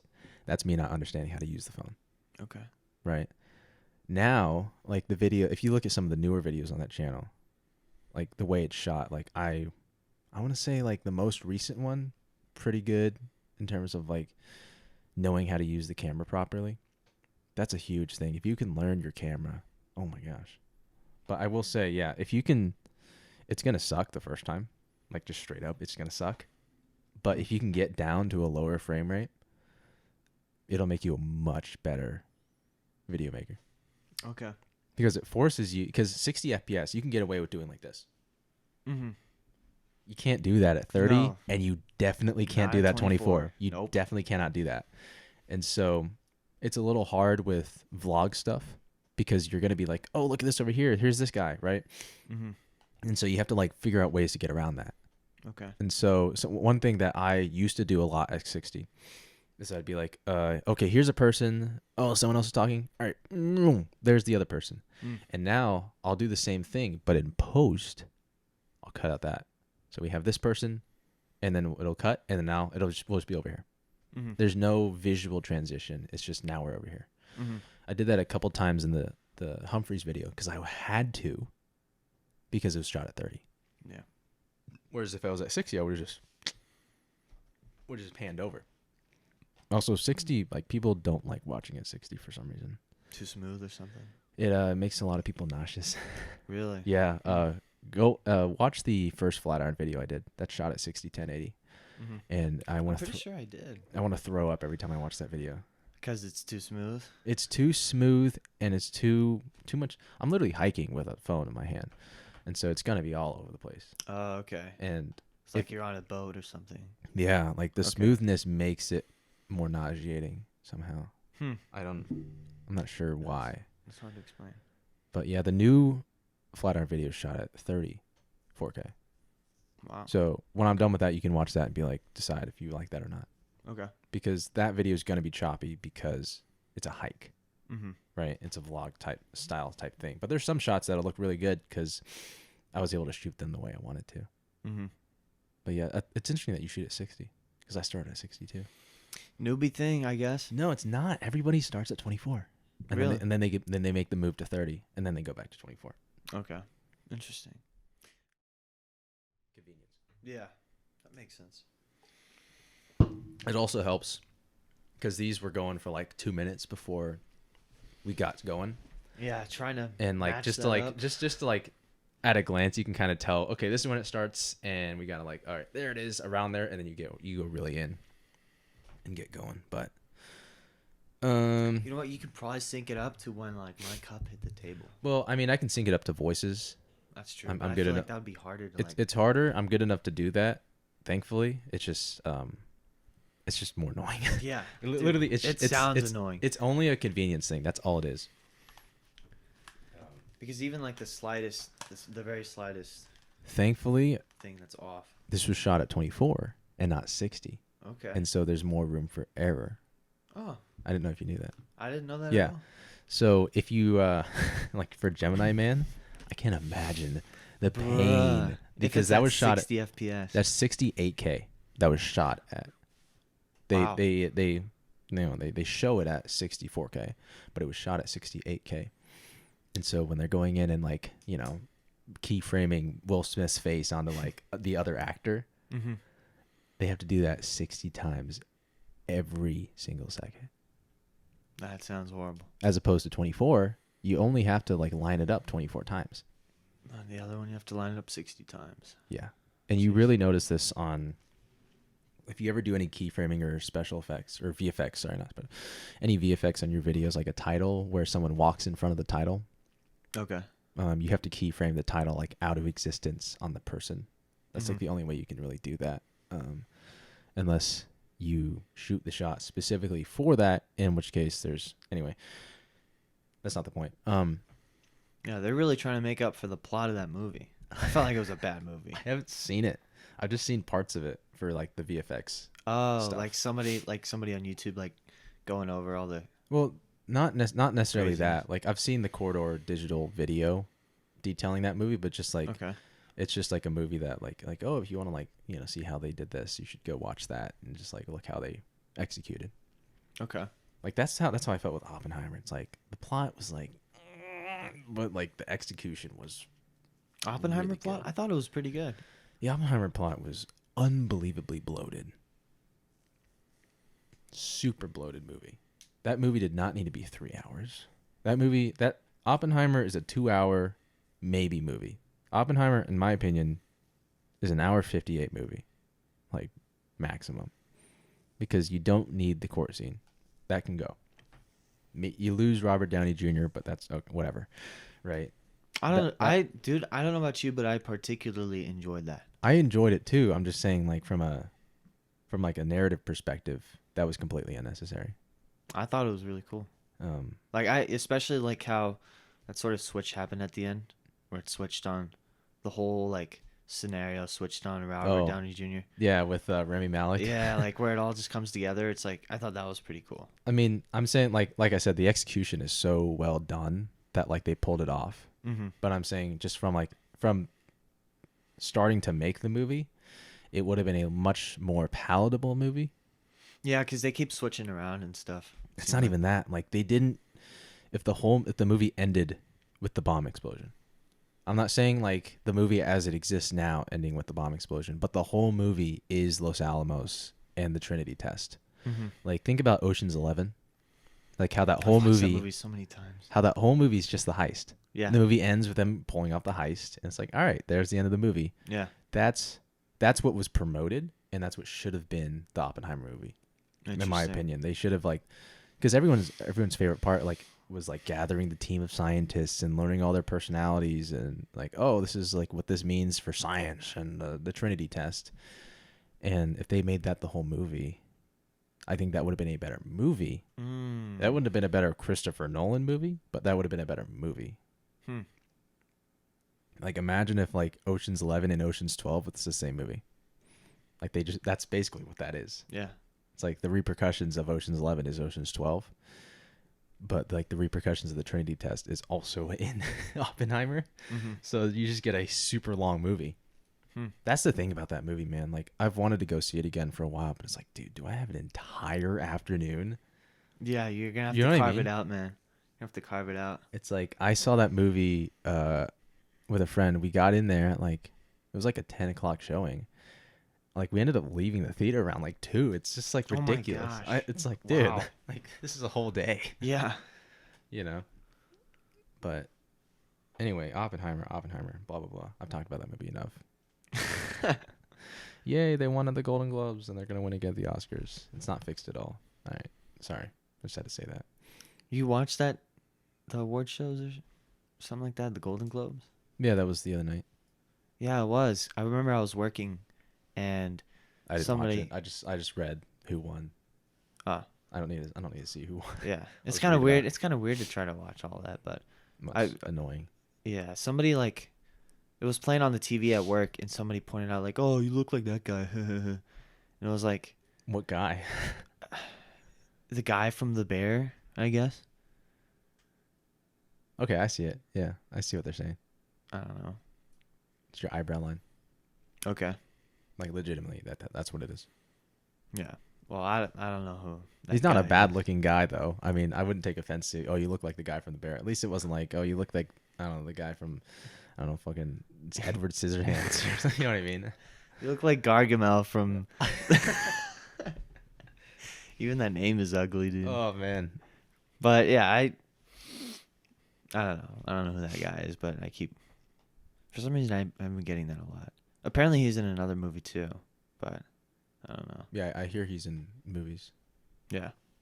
Sorry. You Should- jerk. Shouldn't bully you on as my guest on my own podcast. Ridiculous. Yeah, it's fine. Yeah, I just We want all to make do sure it. these are running. I'm not I'm just get paranoid about that because with real cameras, okay, yeah, they're going. With real cameras, you get a blinking light and it's awesome. With these, you don't. That's the only downside. Well, it's an iPhone. It's not supposed to. I don't know. It's an iPhone. I'm filming it on iPhones, man. That's the thing, dude. iPhones can look great. They can look really good, and then they get corrupted, and then I can't even release the video. Boom. That sucks. So upset about that. But I ranted about that enough on the last episode of this thing. Okay. Anyway, this is your third time. Third podcast with you? Yeah. Wow. You are officially the most had guest. Really? Yeah. By a Wow. long shot, especially because Tanner and Mark's episode got corrupted. So Oh my gosh. so like they've been on it twice, but they will only be on it once. So I'm kind of honestly, this sounds so horrible to say, but I'm a bit relieved that episode got corrupted because that was a 3.5 hour episode, and it was 3 camera angles. Whoa. And there's gonna be a lot. dude. There's a lot of names said that I was gonna have to bleep out, so it was just gonna take me like 8 hours to edit the thing. Names to bleep out? Why would Yeah. you need to bleep out a name? Well, it's just we don't want to offend people. Dude, only like 2 or 3 people are watching I your know, videos. but like Who- they, you know, You're gonna offend one person out of 3?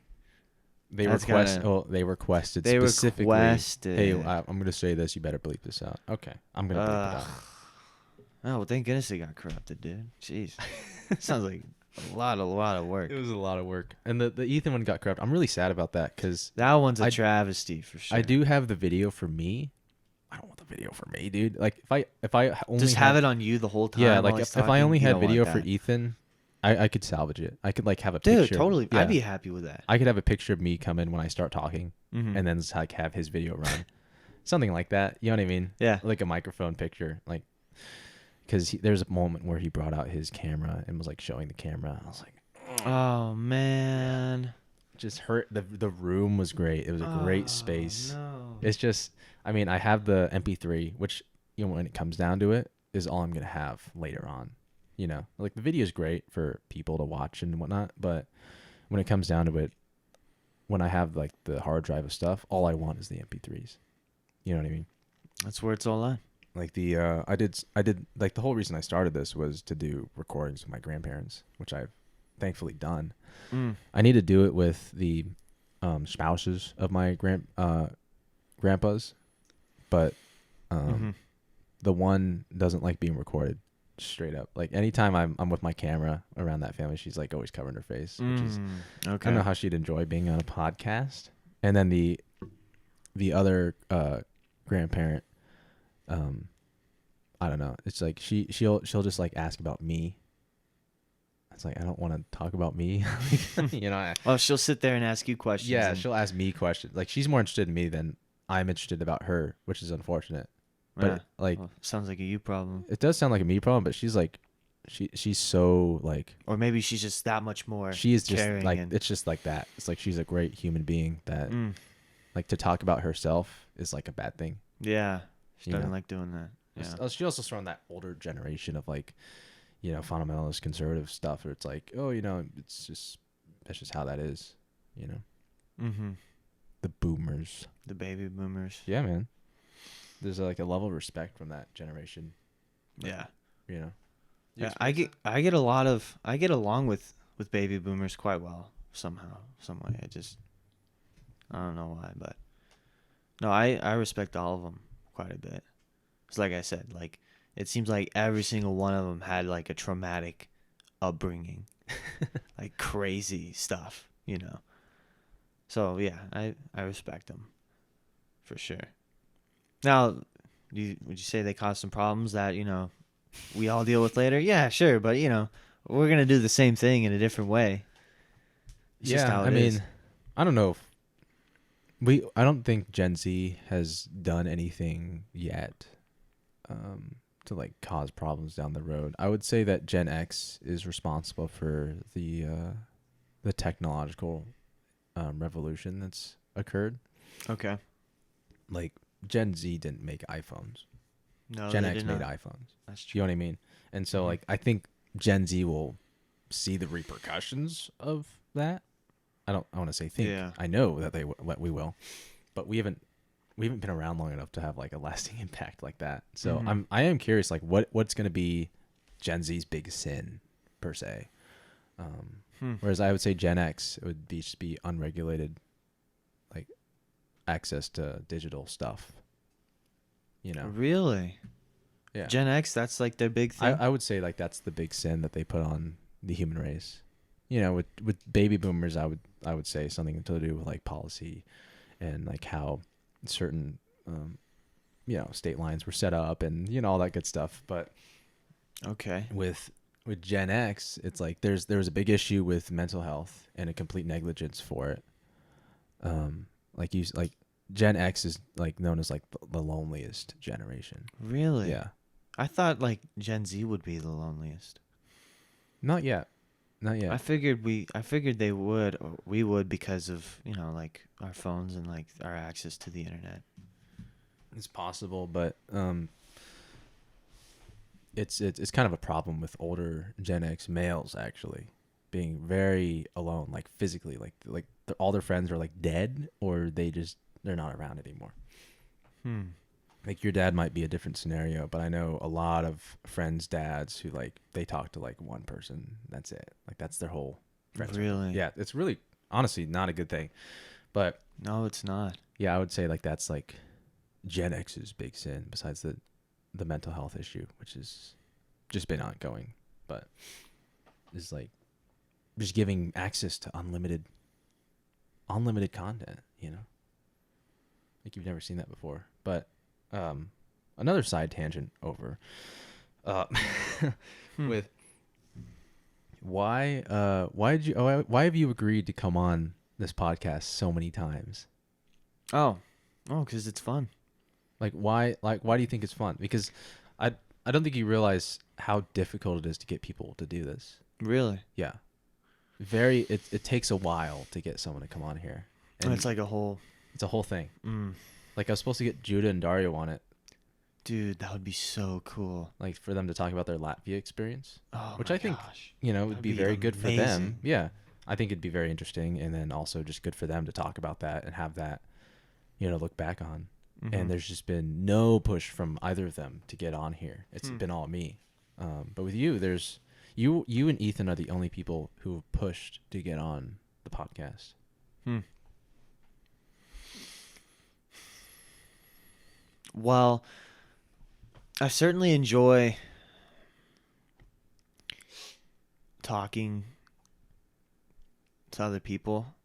I certainly enjoy like having like a good, genuine conversation and like explore ideas or events or circumstances or whatnot. And not only that, but I feel like when I talk, like I'm really thinking out loud. When I think, I'm talking in my mind. So like either way, I'm talking. So like right now, like this whole time, like I'm thinking, Mm-hmm. and I'm remembering certain things we're talking about and things from the past, and I enjoy that a lot. And like this whole thing here, like it takes a lot of effort from your part, and like I really appreciate that because dude, it would be hard for me to put something like this together, and so just to be invited on something like this is pretty cool. Thank you. Yeah, of course. Yeah, I don't think people realize the prep that goes into. I was thinking about that actually. I was watching. Do you know the podcast Modern Wisdom with Chris Williamson? He makes some really good looking podcasts. So I started following him. I was like, what is his like workflow? Like, how does he get it to look this good? Because I've like recently, since I bought my new phone, I didn't have the ability to do video. I just Hmm. had one phone, you know. Yeah, now you And got so two. now that I have the That's ability, cool. I'm like, okay, that's a whole new avenue that I now need to explore. And he had a behind the scenes thing with his, like how he does his stuff, and it was really. I'll send it to you. It's really interesting, Hmm. actually. He details how he recorded his episode with Huberman, so you might get something out of that. Okay. And yeah, like all of his videos are 4K. Like it's That's crazy. it's like the amount of effort that goes into his production is super super interesting. Hmm. And yeah, where was I going with this? What was I saying? Something about video for podcasts. It's like I'm doing like the way he does it. All he does is he prepares, like he reads their book or something, right? Or he does his research on them, and then he gets himself in a really good mindset to do the podcast. Mm-hmm. Right. So That's that's huge. like his big thing is like his whole morning before he meets the guest. He's like he does a workout. Or he goes on a run, eats a really good breakfast. Does his meditation, whatever. Right. Just Mm-hmm. so he's because if you that's why I texted you. I was like, is tomorrow good? Because I think we rescheduled or something. We didn't reschedule. Did we It was supposed reschedule? to be sometime this week. I thought it was on Wednesday, but perhaps we We originally had we it on moved it Tuesday. forwards in time. It was Okay. gonna be at 1, I think, or something like that. It's gonna be at 12 or noon, and then we started like, oh, it'll hit 11:30. Anyway, that's why I texted you saying, what's your mental game gonna be at? Because Mm-hmm. I've rolled up to a podcast depressed, and it is just a Oof. schluck, dude. Oh my A gosh, like drag. not even like the experience. The experience is okay, because I'm talking to someone who's happy or Mm-hmm. something, who's not upset. But then I'll go back and listen to it, and I just drag the whole thing down. Yikes, dude. And it's just not good. You don't want to Um, do that. no, so that's all he has to worry about when he goes into it, and he has his team, his audio guys, and his set guys, and his lighting guys, and all that stuff. And I'm doing all of that simultaneously. Yeah. So I'm like, I'm keeping the podcast like on track as much as I can with our, because I have an issue with side tangents, and then Yeah. you have an issue with side tangents, and so just the combination, Yeah, it's not it's a it's not lot. the best. It's a lot. So there's that. But then I'm also thinking about your audio, right? And I'm thinking about Mm-hmm. my audio. So I'm like going in here and adjusting, and I'm like, you see me checking the computer every now and then, like, oh, what are our levels at? And then I'm also checking like, okay, what are the camera angles at, and then the set. So it's like there's a lot of things happening that you're not thinking about. Which But it's all in your head, like you're thinking about all this yeah, stuff. I'm thinking about, okay, it's like how close are you to the microphone, like stuff like that. I'm thinking Yeah. about. I don't know if you've ever played a video game with someone who doesn't know how to play a video game simultaneously, or like try to teach them a game where you're playing the game, but then you're also playing the game for them at the same time. Okay. I'm trying to think back to a time like that. Like I don't when you teach know. someone to play poker, you're playing your hand, but then you're also playing their hand simultaneously. Okay. That makes sense. I was thinking Right. of like trying to think back to all the times I played Minecraft and stuff, and I couldn't think of There's, anything. I mean, But poker, you're kind of concerned for the other person, when you're teaching them, and yeah, like when you do the practice rounds, cards up, like, exactly. you're like, okay, what is my thing? But then you got to think about, okay, what is their thing, and what should their reaction to be? Mm-hmm. It's like you shouldn't really be thinking about that. Yeah, I would play. you don't want to have that on your mind for I'd sure. play Star Wars Battlefront with my dad, and I'd be watching his screen while like shooting guys on my screen. Like, oh, you need to go over here because like he's running. I was like, you need to take a left, and I'm in the middle of like blasting dudes, and I'm like not even looking at my That screen. game is so much fun, man. Dude, the Oh my first gosh. one, I really like the first one that came out.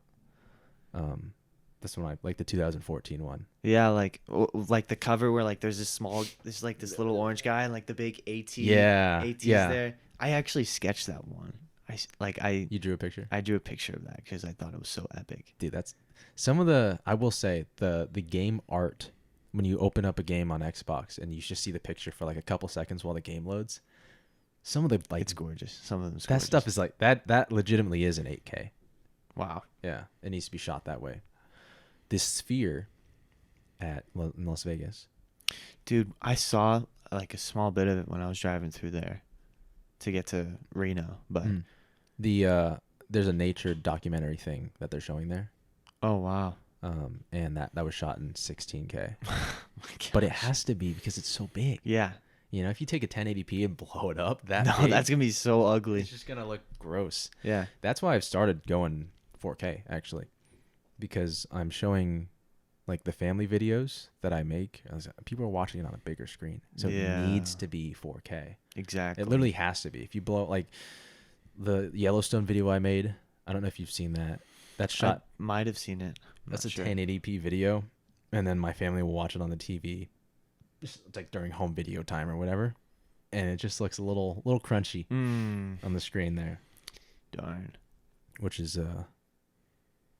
it's unfortunate, especially because I don't even want to get into data loss with that thing. Oh my gosh, that's bad, bad. I will say, look into video codecs. Do some research Okay. on that before you get too deep into video making, because you're going to lose a lot of data if you don't do that, and you're going to spend a lot of time rendering that you don't need. Well, I just stick to MP4 and MOV. That should be good. Are you? Is your machine capable of H.264 coding? It's really weird. Like some videos it can, some videos it says like it can't read it, and I have to buy an extension for 99 cents, which is so dumb.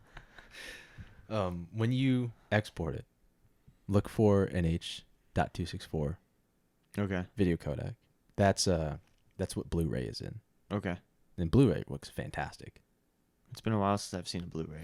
So, Yeah, Blu-ray is the highest quality you can get okay. in your house. Okay. It's legitimately industry standard. And some machines are capable of it now. My machine here, this is an old, I wouldn't say old. In terms of technology, it's old. It's the M1 MacBook Air. Oh, okay. I have it boosted on RAM, but that's like the only upgrade it has. And Cool. it's able to do H.264, which is incredible. It just takes it a second when Yeah. it finally exports. Basically what that does, have you looked into this is gonna sound so stupid. Have you looked into RNA coding for like No, dude, genetics? that sounds like no. You know RNA? I've been okay. taught a little bit about it, but So not a whole lot. I won't break it down then. Anyway, it will take my what do you call it? My Humphreys video, like I said, it's like 120 gigs in MP4. Okay. Right? Like the master file, nothing compressed. H.264 is the same quality, 10 gigabytes. Really? Yes. Interesting. The only downside is you can't edit with that footage. So if I were to Really? like compress it that way and then try to edit with it, it would kind of start breathing out of a straw. But if I'm just watching it, then it's perfectly fine. So for your final product, it's perfectly okay. Okay. So keep like that I in wouldn't mind. recommend taking an H.264 file and like trying to, slow it down and cut it up and, add like do that stuff. I wouldn't do that with that. But if you're just watching it, like if it's just a movie, then it's brilliant. Okay. But don't edit with it. Okay. You can, but Gotcha. you might run into some issues. Okay. That's why the master files have to be so large, because you have to go in and edit them. Mm-hmm. So it's like picking through stuff. It's like if there's not, because there's less data there, there's less to work with. Mm-hmm. Like literally physically less to work with. That's why those files are so big, because it gives you so much bandwidth to move things around. Yeah. Yeah, but I mean, that's what you gotta do. So do some research on H.264, and your videos will look really good, and you'll Okay. be able to store them.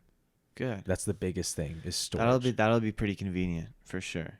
Because also, like, I would invest in a good SSD or a good hard drive. I already have an SSD on my computer, so we're chilling there too. Like external also. Yeah.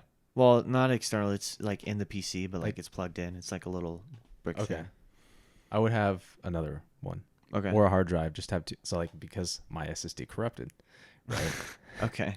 Right? Yeah, I Just- remember. We remember Yeah. that. Yeah. So, also Dropbox, would recommend that too. Okay. This is just coming from someone who recently lost everything. Gotcha. So- Sounds good. Yeah, just for storage, because I used to have a flash drive. I actually still have the flash drive, an old SanDisk, like 128 gigabyte flash drive. Okay. That can only take 5 gigabyte files at a time. Okay. It won't accept like a 10 gigabyte file. So I had to compress Interesting. everything down to like 5 gigabytes, That's frustrating. and I lost a lot of data just so I could store it. Mm. And so like I did store a 120 gigabyte file on the SSD, but then I learned about H.264 coding. Took that video and just ran it through an H.264 transfer, Now it's 10 gigabytes and it looks Dude, exactly the same. that's insane. Yeah. That is It's ridiculous. literally nuts. Like videos that were like 60 gigs, I kid you, like 2.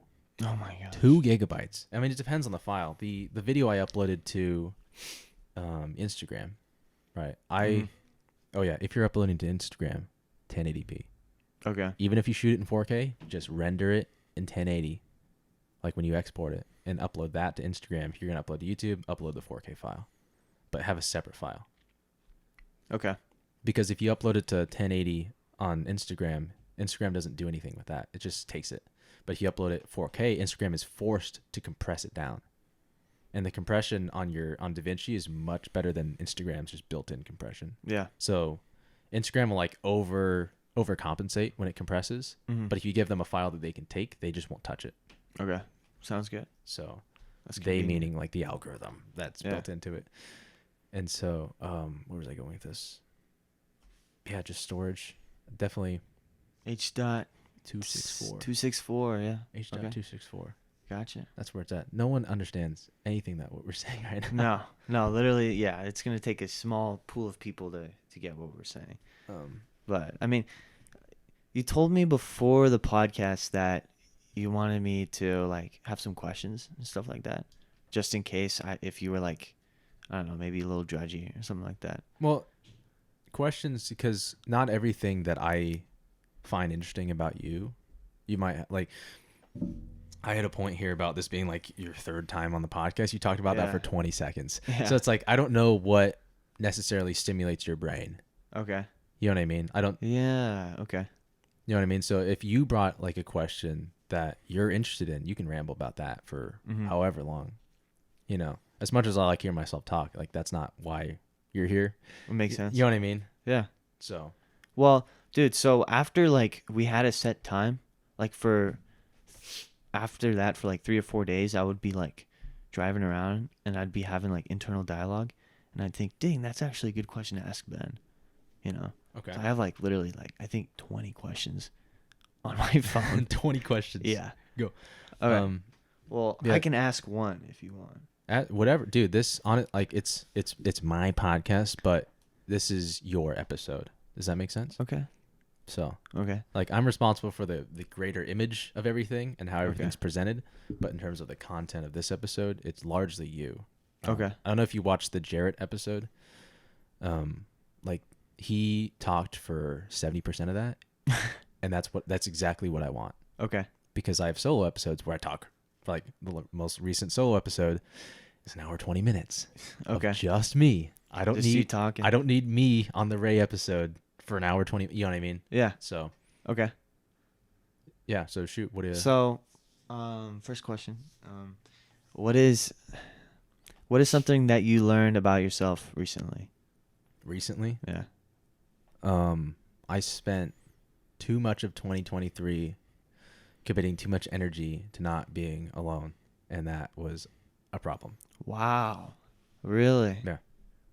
I got a lot of stress and anxiety from the end goal of not being alone.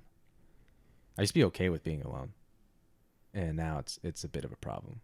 Really? Yeah. Man.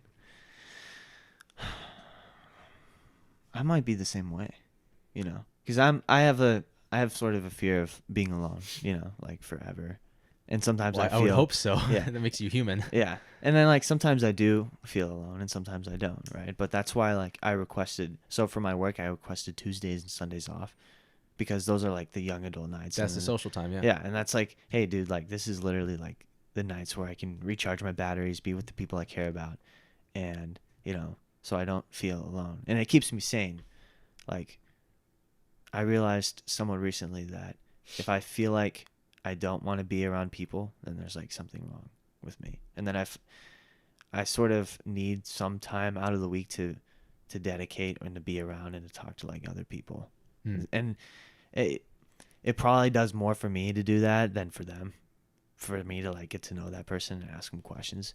It's just something that I need to fulfill in my soul, really. You'd be surprised. People who are intentional, like you, are very rare, actually.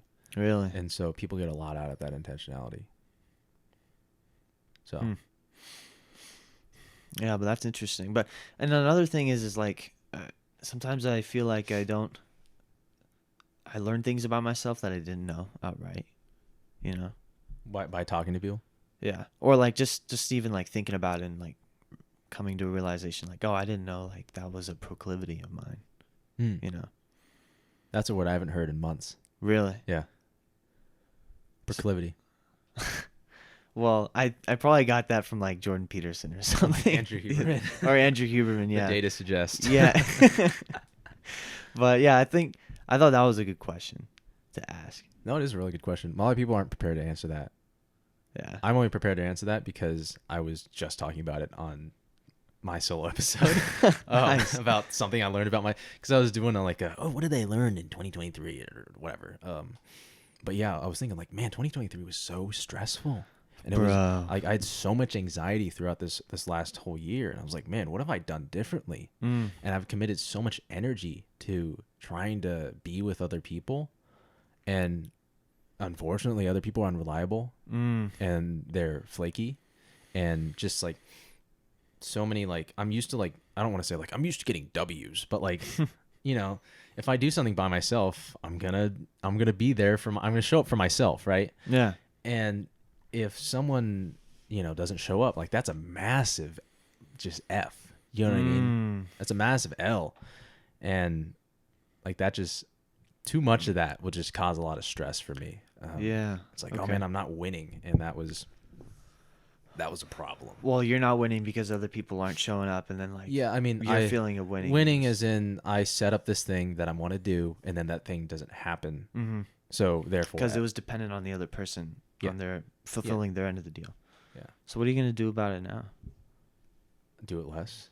Okay. Choose. I mean, I've subconsciously identified the problem. I couldn't put words to it, but I identified it, and I ended up cutting out like 6 people from my circle that Really? yeah. Because they were unreliable and Yeah, it's just I still talk to them. I just don't hang out with them because it's like this is causing me too much stress to like try and hang out with you. That should be the opposite effect of hanging out with your friends. yeah, totally. So It's supposed to help you out a little bit. yeah, it's like we enjoy talking to each other and being friends. We're just not compatible socially IRL, and that's okay. Mm-hmm. It's just a lot of it was learning that it's okay that like it doesn't work. Mm-hmm. Like it doesn't flow, I guess, or you don't feel like things are going well when you're with that person, like physically. It's just like I don't know, just the way they like to hang out isn't the way that I like to hang out, and that's totally okay. Okay. And like the way I like to hang out with people is like I'm like too intentional sometimes with what way I hang out. Like one-on-one is my favorite way to hang out with people. Really? And a lot of people hate that. It's too intense. It's too pointed for a lot of people. And so Dude, I really enjoy one-on-ones. They're like one of the most enjoyable activities yeah, I ever engage in. I'm selfish with my friendships that way. It's like if I'm gonna hang out with you, it's gonna be one-on-one. That's what I love about podcasts. It's just like it's such it gives it gives an urgency to a one-on-one conversation. A lot of people just aren't willing to have that. And if you give them sort of a setup, it's a more palatable engagement.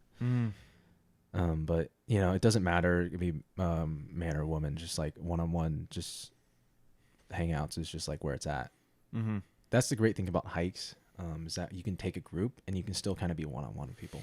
Yep. I don't know if you realized, or like you can be like one-on-one with this person and then you can move on to the next person. And then you can switch and then switch. Yep. Yeah, because everyone's in a line. Yeah. Everyone's walking in a line. I don't know. Who was like your one-on-one person for Flatiron? For the most part, it was pretty like spread out equally.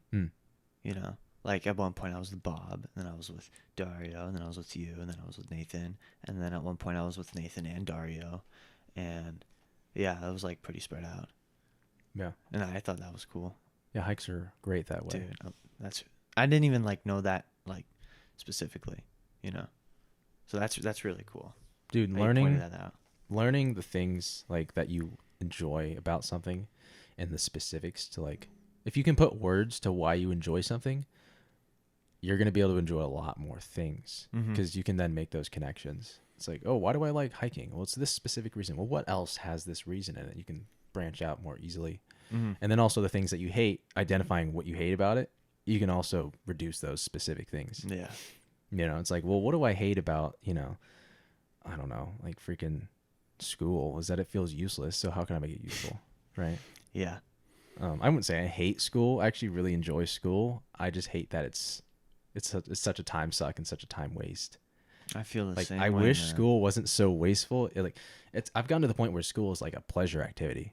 What? Yeah, But not like anything like in terms of utility or but it doesn't usefulness. feel useful. Yeah. Oh my gosh, Which is dude. wild. That is so weird. It's such a wild That like Asian-y notion. that's But literally the opposite of what school should be. It should be more like useful.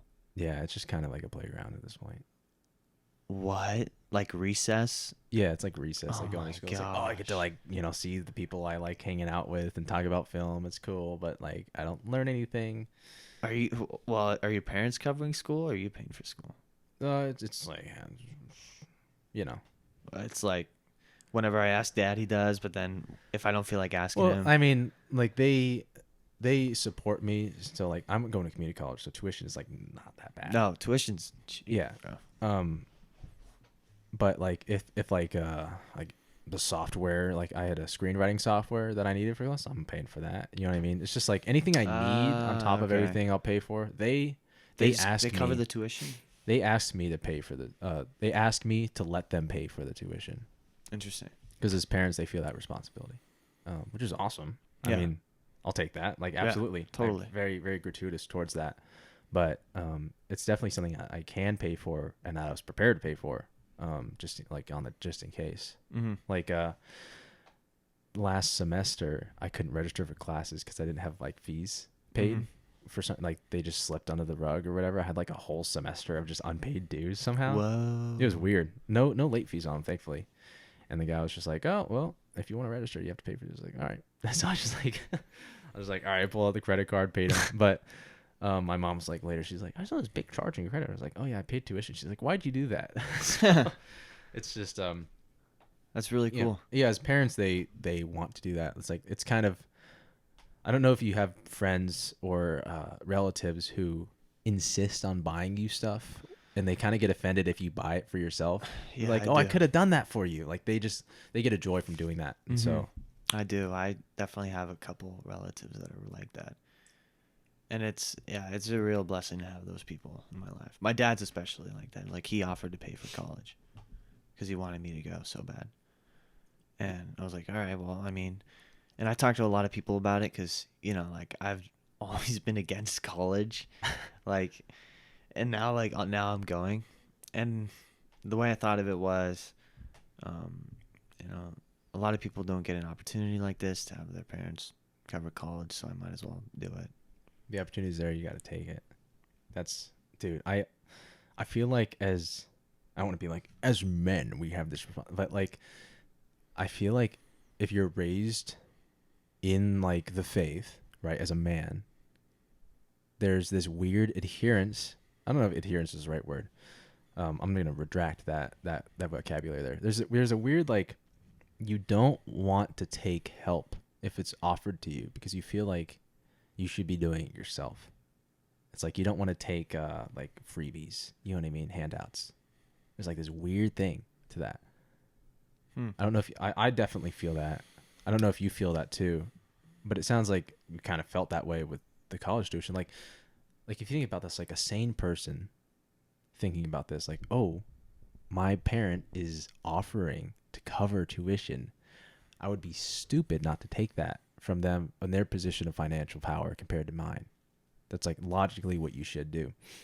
But then you're thinking like, oh, I should like provide for myself as like what, like a 19-year-old, you know what I mean? Like having the funds to like do college is ridiculous. A ridiculous notion, but it's like embedded in us like, oh, we shouldn't tear down, like we shouldn't take from our parents that way. Mm-hmm. Isn't that weird? Perhaps. But at first I didn't want to go to college because I just thought it would be useless to go. Like just useless for my interests and my like career path. Mm-hmm.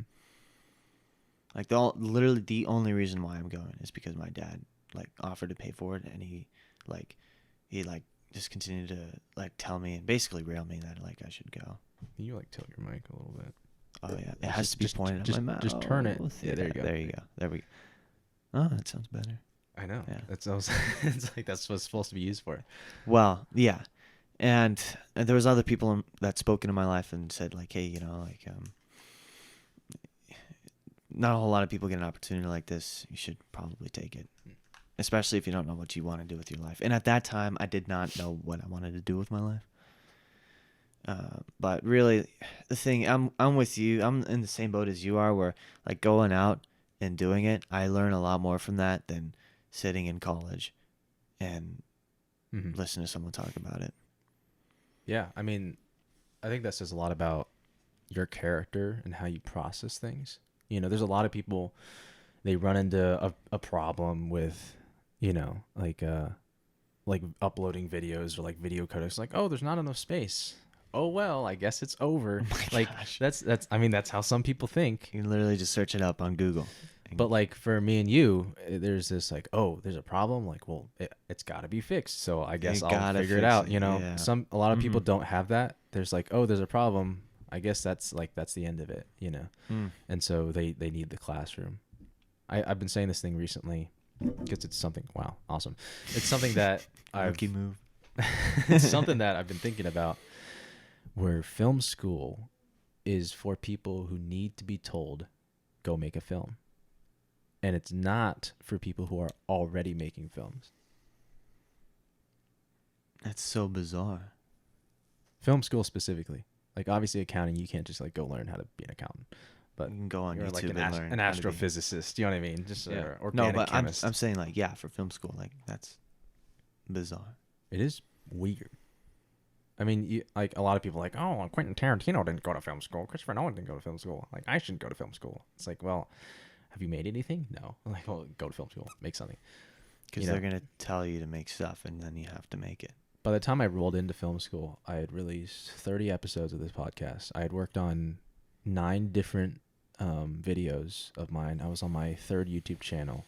You know, like there's a lot of people who are in their 2nd year. I'm in my 3rd year of college, 2nd year of the film track. There's a lot of people that are higher up than I am, older than me, who've only made stuff that they've made in film school. And that's just very bizarre to me. It's like, well, why would you, it's like if you love baseball, would you really only practice at scheduled practices? No, you'd be doing stuff. You know what I mean? Like it's so odd to me how people don't take it outside the classroom, like the metaphorical classroom. Like if you think about, I don't know, like Fortnite or something, people are playing the game, right? If they only did Fortnite when they played with their friends at night, they'd be a worse player.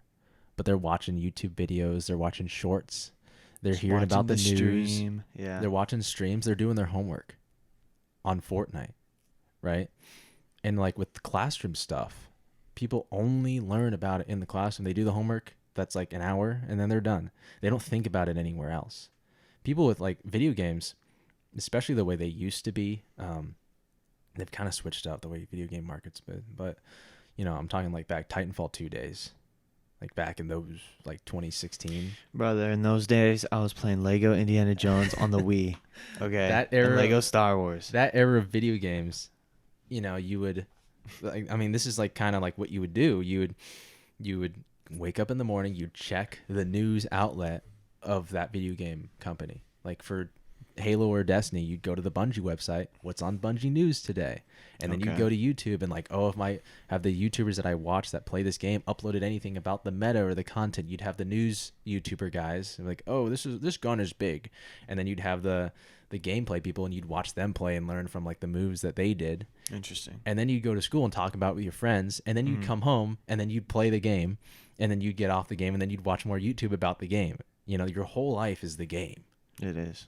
Right? And then you look at the film thing. It's like people go to school, they work on their short film, and then they go home and then they watch YouTube videos about, this is why La La Land is the greatest film ever made. Like, you know what I mean? They'll watch like these video essays. The critical drinker, yeah. Okay. Short thing about Critical Drinker. We're going to keep this one short. Yeah. Go ahead. His main channel is just schlock. Okay. But Okay. his Critical Drinker After Hours is actually good content because he talks about like news, Interesting. like film industry news. Okay. So I just wanted to say that. Gotcha. Not to, you know, So the first channel's for the consumer, and then the other channel's for the generator. Yeah, sure. yeah. Okay. Or yeah, projector. I don't know. Producer. Mr. Producer. Don't say that. You get flagged if you say that. Okay, fine. My Um, bad. yeah. So anyway, So do you feel like you've already accomplished what film school is supposed to do for you?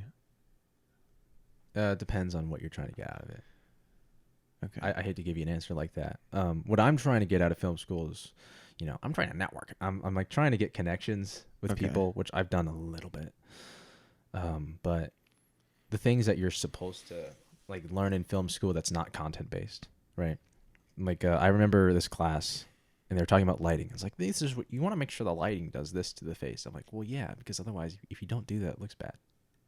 Like that's, I can't explain that intuition.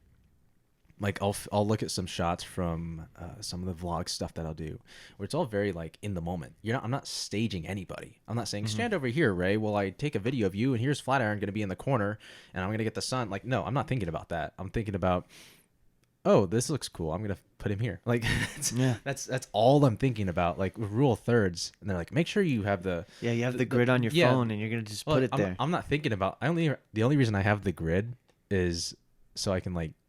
It's mostly for scale. Really? Like this is how big you are in the frame. That like the grid is mostly for just so I keep it level. Mm-hmm. That's mostly what it's for. But like with the rule of thirds, like they're like, oh, make sure you put the subject in like one of the first third or second third. You never put it in like this area. I'm like, well, yeah, if you put it in that area, it looks dumb. Bad. It looks bad. So don't like. I don't need to be told don't do that. It just looks bad. So I'm not going to do that. Interesting. But there's a lot of people who are like, oh my gosh, I didn't realize that's why it wasn't working. Like they knew it looked bad, but they didn't have the skills. I don't want to say they didn't have the skills, but they literally just didn't know. Like, I don't know. It's weird, but. So some people don't have that intuition. They need to be taught it, seems like. Yeah. I mean, Okay. we would look at a problem and be like, oh, this doesn't work. How's this supposed to work? And some people look at a problem like, this doesn't work. I wonder why. And that's as far as it goes. Interesting. They wonder, but they don't take action. Yeah. Anyway, you said you had 20 questions. Yeah. Second question. Hit me. Let's go. How much do you think you've changed in the past year, like as a person? I've definitely become more relationship reliant. Really? Yeah. I wouldn't say that I've changed in too many good ways. Oh, whoa. That's not good. Yeah, it's I mean, I don't know. I mean, these changes are like, I don't know. In the past year, like before the past year, I didn't really want, there wasn't an internal want to have a life partner, just generally. Like I said, I was like very okay with being alone, kind of just being a hermit and doing my own thing. And I think through, just like, because like I said, I made so much stuff this last year from being a hermit at the start, right? Because in your hermit, you're very productive. No one's bothering you, right, per se. And making all that stuff and then having no one to share it with was a big problem. It's like, it's not to bring it about Minecraft, but like I don't play single player worlds on Minecraft because I'll make something really cool. No one's going to see it. You'll be I the don't only care. one. I'm going to be the only one that sees it. So like I don't build on my own. Like if I'm on a server, I'll build this massive thing and then everyone can come see it and like interact with it. And it's really cool. That's like the best part about it. Yeah, it's the human interaction with that. It's like I don't play video games unless one of my friends asks me to play with them. Yeah. I'm not going to play a single player game. It's kind of the same thing with, what am I going to make a movie and watch it by myself at that desk over there with headphones on? Really? Or am I going to like, send it to the boys group chat and like have like people get positive reactions from it? Not just like telling me, oh, this was a great video, Ben, but like I had 2 people watch it that were inspired to make their own version of That's it, so cool. which is like the most infinitely rewarding thing Yeah, ever. that is the best I don't know. What do you call best compliment? I guess. Yeah, I mean, it's like with a photographer, the greatest compliment is if they use one of your photos as their profile picture. Yeah, 2 people I know have that. I was talking to you about that, I we think. were talking about that. Yeah, Yeah, Peter has it. My little brother has it. I yeah, think one more person has one. yeah. And then like some of your photos are featured on the young adult page on Instagram. Like Yeah, that's pretty cool. that's neat. I don't know. I think it's cooler if like there's like brand image displaying, and then there's like personal image displaying. Like my take on that person is what they choose to show the world as them, Mm. which is a profile picture, which I think is very cool. Okay. Um, It's a deeper way to think about it. but yeah, like when one of my friends, JT.Litwire on Instagram, he made a thing, and like I don't know if he was gonna do it before that. I told him like, hey, you should make this, like weeks ago, because I was planning on making that video for a while. It was kind of it was in the works for a while because it's a year-long video, so it's gonna be in the works. Mm-hmm. I told him because he's always posting his film. That's something I haven't gotten into, is like physical, like film reel, like the physical stuff. Okay. Shooting Interesting. like 35 millimeter or whatever. I don't know what he shoots on actually. Like I said, I'm not into that world. Mm-hmm. But he's always posting his film stuff. I was like, hey, you should, because he's posting it so much and he seems to really enjoy it. I was like, hey, you should make like a 2023. Here's like my favorite shots or pictures that I took. Like a long time ago. He was like, oh, okay. And then I make the video and he sees that. And it's like, okay. Well, now like what I said, like, hey, you should go make that. He's like, oh, like he's able to see like, oh, this is what he means by that. This is what that looks like. Like And, that like, was his interpretation of it. Some or sort of like thing. like I told him I was gonna make a 2023 video, and like everybody makes a 2023 video. Like, and with that, the 2023 season has come to an end. Right? Yeah. You know what I mean? It's like I don't know if that's what he was expecting from me. I hope not. I hope you think better of me, JT. But you know, when you say 2023 video, that's what people think, Yeah. right? And I come out with this other thing that's not like that. Mm-hmm. And it's like, oh, that's like kind of what he was talking about. Maybe I should do something like that. Mm. And that's really cool because then not only did he, like, my ego can be like, oh, he made something because I don't care. Mm-hmm. All I care about is that he made something that I get to watch now. I get to consume. I know we're talking about consuming being bad, Yeah. but I get to consume something that he made, Yeah. which that I think is cool. But the reason I think it's cool is because maybe I inspired that. I don't know. Yeah. Right. Did he make it only after I uploaded my video? Yes. But I don't know if I was like the direct inspiration for that. I don't care if I was the direct inspiration for that. The point is that he made something that I would want to consume. Yeah. And I think that's really cool. That is really cool. And so, yeah. So in general, like the way you've changed over the past year is you're more reliant on other people so that you can enjoy, so that they can enjoy the things that you make. I guess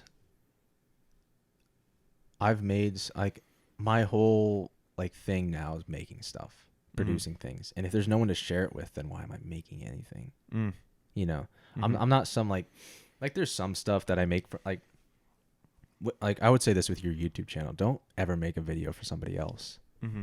Like if someone requests a video and you really like, your dad's like, hey, Sean, can you make this video of our trip? Like, yeah, do that for your dad. Like, that's awesome. Like if it's a request, but don't like internally make a video for someone else. Mm-hmm. Don't be like, oh, I hope people like the when I do. No, just do something that you think is cool. Yeah. And if people think it's also cool, then that's fantastic. That's your audience. That's great. Right? Yeah. Don't make something for people who's not your audience. It doesn't make any sense. They're not going Yeah. to stick around because you're making like this weird, like, I don't know, fake. You're propping up this thing. Inauthentic. Yeah. And so like, I still make stuff for myself. Like if I don't think it's cool, I'm not going to make it. Mm-hmm. Right. Straight up. I'm not going to make something that I don't enjoy. So in a Exactly. sense, would I hang a canvas in a dark room? I don't know. Right. Okay. But like, that's what I do with this podcast because it's for me. Mm-hmm. Like I said, like no one watches these, Yeah. right? I know like 4 people who like maybe listen to an episode or 2, right? So I'm not making it for an audience. So I guess this podcast is like a canvas in a dark room Okay. in a sense. But, there's also, it's like, I also want to share, like, I don't know. I guess I've met enough people who are interested in what I'm doing. Maybe that's just because I'm good at it now because I kind of sucked for a Mhm. while. That's just how it is. And so, yeah, I don't know where that's come from, but like the more I produce, the more I want to share stuff. And you don't be able to share with. It's just That's hard. Yeah. That's a hard world to live in. That makes sense. You know what? When I watched that hike video, what was it? What was that hike? When it Wave was cave. like wind cave, Wave- wave cave, yeah. wave cave, not wind cave. Wind cave's too easy, but wave cave. When I watched that video, I was like, that was like 8 months ago, or No. 9 months ago, or something. It's like 12 that. months ago. 12. It was a year ago, straight up a year. Yeah. Okay. Well, oh, it's probably because I saw like when you uploaded it, but Oh yeah, the re-upload. yeah, the re-upload. But 12 months ago, like that's a different guy in there. Mhm. Like when I saw that guy, like That's what I was saying. I Go was- watch I was the just like, young adult retreat video. dude, oh my Check yourself gosh. out. I'm serious. I'll probably cringe, Which is little good. bit. I think for me that's That is motivation. good. I think that is good too, for sure. But like when I saw that video, I was just reminded, like blasted, of like my headspace at the time, like the way I talked, the way I like interacted with people, like how things were going at that time, and I was like, whoa, like that was a totally different time that I had no idea that I just totally forgot about, and it was like how much like now it's made me think like how much of a person how much have I changed, you know, like over the years Mhm. or even just the past year, and maybe a lot, you know. I would say a lot. Yeah. I would say this last year and a half, for you specifically, has been like very exponential in terms of personal growth. Yeah, I definitely feel that way. I feel like 2023 is that way for a lot of people. I'm not sure what caused that, but A lot happened in 2023. Dude, like, 2023. crazy, Oh my gosh. crazy. Like some of the stuff that happened was that I stopped working for my dad, and like well, yeah, you went that to was- college, dude. Yeah, Yeah. I stopped so much stuff. I stopped working for my I had to go tell him like, Dad, I don't want to work with you anymore, and like that caused a lot of stuff in our relationship at the time. And every once in a while, something like that would pop up nowadays. Like earlier today, my dad is such a salesman. Like he's like, "Hey son, I need some help at the office. Like, I need to do that. I need somebody to do this and this and this."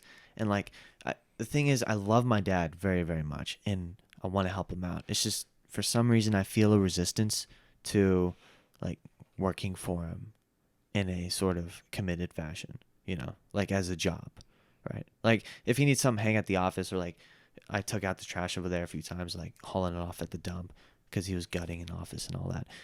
Like, of course I've done that, but like in a committed sense, in a job sense, like working for him, like I feel some sort of resistance to that. And like he even did like the salesman thing where like he tried to close me with a fist bump. He's like, "Come on, man, just 10 hours a week. Can you do it?" And I was like, "Oh my gosh, such a salesman." He tried selling Gonna me, walk man. out of the dealership Yeah, right now. the dealership. Give me exactly. that 1% down, 40% APR. Oh my gosh, dude. And then like you walk out of the dealership, you're like, "What have I done, man? I just got sold." But like and I felt so strong to like do the fist bump, and then I was like, "No, Ray, I can't do it."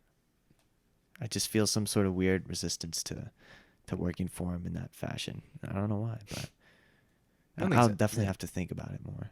I don't think there's anything wrong with working for your dad for a time, but definitely like leaving. What do they call it? Like leaving the tribe, right? That's not a bad thing. It's also not a bad thing to stick around for a little bit. Like for example, I'm living at home right now.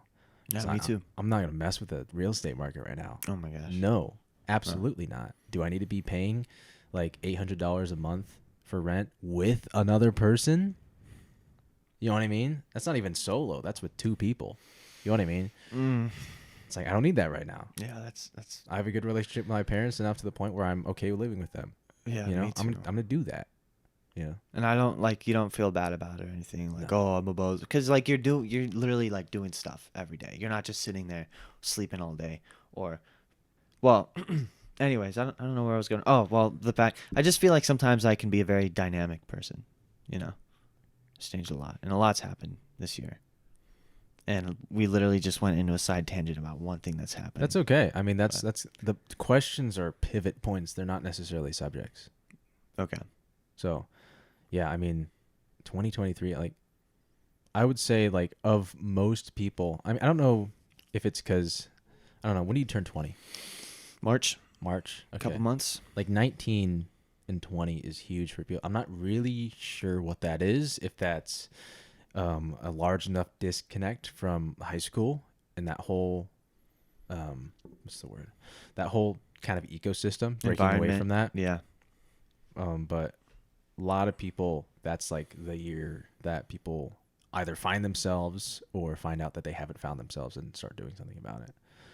And so, like, for example, like Dario, I feel like Dario's been like, he's been set for a while. I don't know how he like kind of found out who he was earlier than other people. Like I was talking about Ethan. I asked him that, like, Ethan's kind of known who he was for a really long time. Mm-hmm. And that's like, we've seen how that's benefited him like largely throughout his life. And everyone's just on a different track, right? I would say that I thought I knew who I was 2 years ago, and obviously I'm not that person anymore. Mm-hmm. And you know, I like, there's the whole thing like, oh, you never truly find out who you are, man. But I mean, hopefully you're always refining who you are. But I'll look at a video from like 4 months ago, and I'm like, man, that guy really thought he knew what was up, you know. And I have just like 4 months ago. I have like a 2 month thing on my videos where like they're okay to watch, and then they enter into the cringe realm before they become nostalgic again. Yeah. And so yeah, there's a 2 month window where I can watch my own videos and like critique them without just being like, this sucks, this is the worst thing I've ever seen. And so there's some videos that are in the nostalgia realm. Videos that are around 3 years old have entered nostalgia realm. Good. I'm not sure if that's just time in general or if that's because I've progressed so much since those 3 years ago. Yeah, dude. Because 3 years ago is when Oh, I started. man. When I started making videos. And so they're going to be worse, like by a lot. When you make videos, there's a really big uptick in quality, and then you plateau for a little bit, and then you uptick. Mhm. But the initial uptick is huge because there's no reason to know anything about making videos. And so anything you learn is just going to, like, because you're learning the basics, like for about a year, every time you learn another basic skill, your quality just shoots up because that's It's fundamental. Because it's fundamental. It's going to be embedded in everything you do. Mm-hmm. And that's awesome because that's very inspiring to keep going, very motivating. Yeah. If you plateaued instantly, that would suck. That would suck. Yeah, I would. No, but I really like that concept of like, and not just with videos, right? Like this is with memories or recollections or like writings or whatnot. But like you make something, or let's say there's an event, and then you look back on it, and then you think it's totally cringe, and then more time passes and you look back and it's like, it's not cringe anymore because it's like, oh, well, that was just part of my walk or path or development. Yeah, and sometimes you look back on it with warmer memories than you may have before, with like a warmth and a gratefulness. Yeah, that's incredible. Okay, next question. Hit me. Okay, how do you get over perfectionism? In video content or just generally stuff? Well, whichever way you want to answer it, because they both have an overlap. A little bit. I guess, like, you know, I think when you fail enough, you just kind of, you learn to cope, right, with the fact that you'll never be enough, which sounds awful, right? Yeah. But like, I think this is like working with a team really helped this. I realized, like, if I'm the best person on the team sucks. Because if everyone is worse than me, oh, dude, you know what I mean? I have a question for that too, but keep going. I don't want to be the most perfect best person on the team, and that really helped, for one. And then just understanding that perfection doesn't exist, for one, and then two, like, especially with art, the mutations, for lack of a better word, is what makes it interesting. Perfection is boring. It really is. It's really boring. If you think about it, like, the only thing perfect, like, obviously this is, you know, excluding anything faith-based, right? But perfection it really is boring. It's the nuance that makes things interesting. And just like, even with videos, like, I'll look back at like the Humphreys videos, like, man, I was on that shot for 4 seconds too long. It's like, okay, who gives a shit? Like, yeah, seriously. Like, for one, like, does it detract? Like, I think having your eyes on the bigger goal really, really helps with that. Mm. Like, okay, yeah, this isn't perfect, but what does this do for the bigger goal? Right. Okay, that shot was 4 seconds too long. Does that detract from the overall vibe of the video, which is the goal? Right. With Mm-hmm. Humphreys, the whole goal was a vibe. That's why all that music was picked out. Like, I don't Yeah. have any other video that has that music in it or anything like that music. Mm-hmm. And that's very intentional. That because like that's not the type of music that I listen to. But for that video, that was the type of music that's that trip. Yep. Right. And so the whole like the objective of that video was to capture the vibe of that hike in a Flagstaff. And kind of it's really a video about Ethan, if we're like to really break it down. Like what is Ethan's vibe?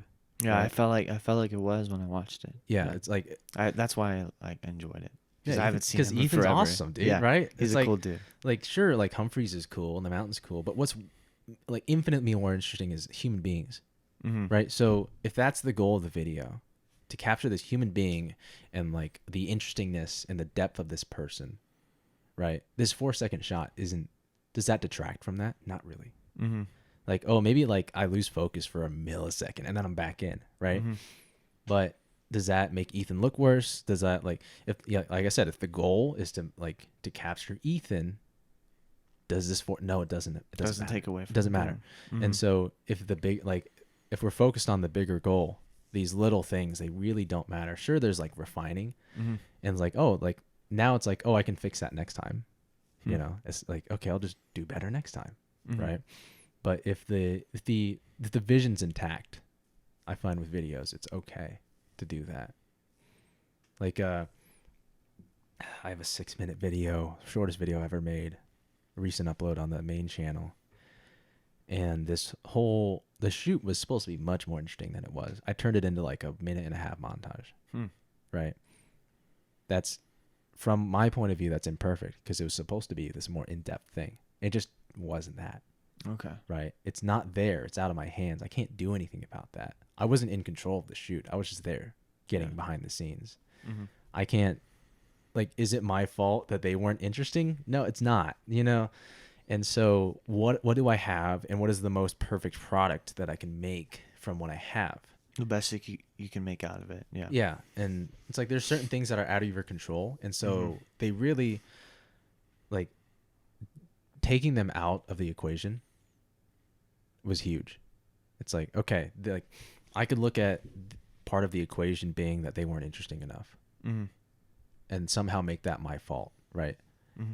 And in reality, that's not my responsibility. And so that's completely out of the equation now. And my responsibility is to take the uninterestingness and make it interesting. It's a whole new goal. That's a completely different goal than capturing interestingness. Mm-hmm.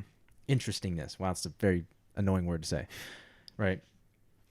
If they aren't interesting to watch, my job now is not to capture how interesting they are and show you how interesting these people are. It's to make them interesting despite their uninterestingness in that moment. And so that's a completely different goal with a whole new set of equations. Totally. Right? And so the fact that the footage itself isn't interesting is no longer part of the equation. The new equation is this footage is uninteresting. That is a constant. And how do I change that footage for the better? Right? Yeah. And so That's a lot. Oh, this was imperfect. Well, this isn't even the video. This is the video. Yeah. And everything here is like, quote, perfect because it's already like that's what we're given. Mm-hmm. That is the baseline. And so, you know, the baseline can't be imperfect or perfect. It just is. Yeah. But I mean, from a video creation standpoint, that's kind of mentality there. Yeah. That's the mentality I definitely am going to have to adopt because when I'm editing my video, it's like, oh, that shot is there for 2 seconds too long, you know? Mm-hmm. Like I'm going based off of I mean, like during the edit, feel free to make the changes, obviously. Yeah, obviously, Yeah. but it's just like don't be I shouldn't spend too much time into it if it's going to ultimately like prevent me from just uploading the video, you know. I mean, you'll get faster at those things will become just part yeah, of what like you super do. Yeah. super intuitive, yeah. Like but sometimes, like I said, like I wish I might re-edit my Hawaii video. I'm halfway done with it. Really? I might just scrap most of it and re-edit it because I'm going too fast. Huh. The video, okay, so I've restricted myself to 22 minutes, 2 episodes of 22 minutes, like a TV show, Okay. just to make it more palatable. Yeah. The Yellowstone, both those videos is about an hour. Jeez. Yeah, that's my Yeah. reaction. Jeez. Yeah. Right? And so I was like, all right, this is who I'm better at editing. Let's make it 44 minutes. But I'm finding that the charm and the organicness of the Yellowstone video is not in the Hawaii video. And I'm trying to figure out if that's my editing or if that's the footage. Right? And so that's an just interesting problem. that's just one of those problems I have to figure out. I'll figure it out eventually. Yeah. Do you think if you cut it down a little bit, like to 44 minutes, then like it's taken away charm or?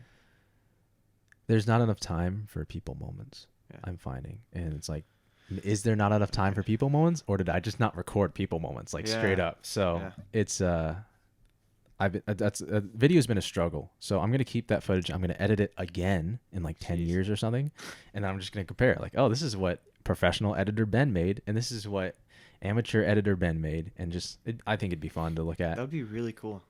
That'd be a really cool thing to do. Yeah, that's why I'm gonna do it because it's cool. Yeah. But yeah, I would encourage you because I know you've already made a video, which I don't know if you had. Do you still have that DaVinci timeline? Yeah, I do. Take a picture. Okay. Take a screenshot of that. I don't have my first video timeline, and I kick myself every day for it. Really? Because I'm like, what was my brain processing in that moment? Dude, there's earlier trip videos where like the timeline looks chaotic. Yeah. I can take a screenshot of those right now. Take screenshots of them, label everything. I think have I showed you my timelines? You've showed me some of them, yeah. You showed me like a picture of some. It's like a lot of blocks. If I scroll through my timelines, they just get better and better and better, and it's just so interesting. Wow. It's also if you look at the timeline while you're watching the video, like obviously they're not interactable anymore because I've deleted the libraries, but I have a picture, so it's okay. Because I have no use for the library once I've made the video and taken the picture. Yeah. I can look at the timeline. I can like zoom in and be like, oh, this is this part. And this is what this part looks like in the timeline. And I can kind of see my thought process behind it. So that's cool too if you want to look back at that type of thing. That's really cool. Sometimes there'll be a moment in a video I was like, oh, I really liked how that felt. I don't remember what I did there. So I'll just go look at the timeline and like kind of see generally what the idea is in the timeline and be like, oh, okay, that's kind of what I was going for. So I can then duplicate that. Okay. I'll definitely do that for sure. Just for your own benefit too, It's a good idea. It's like, the people are like, oh, this is what 100 days of piano practice looks like. It's kind of like that. I've seen those videos. But less clickbaity and just, that type of thing. Yeah. Okay. Next question. One more question. One more question? Give me one more. Ooh. Make it good. Do you feel like the people you're surrounded by cause you to be better and improve? Or do you feel like the person trying to get everyone to improve, right? So, like, do you feel like the people that you're around, like, do they, like, cause you to be better? Or they're pulling you up? Or do you feel like you're pulling everyone up? In what sense are we pulling up from? So, like, when you're around if you're around your friends, right? Like, do you feel like do they motivate you or do they push you to be better?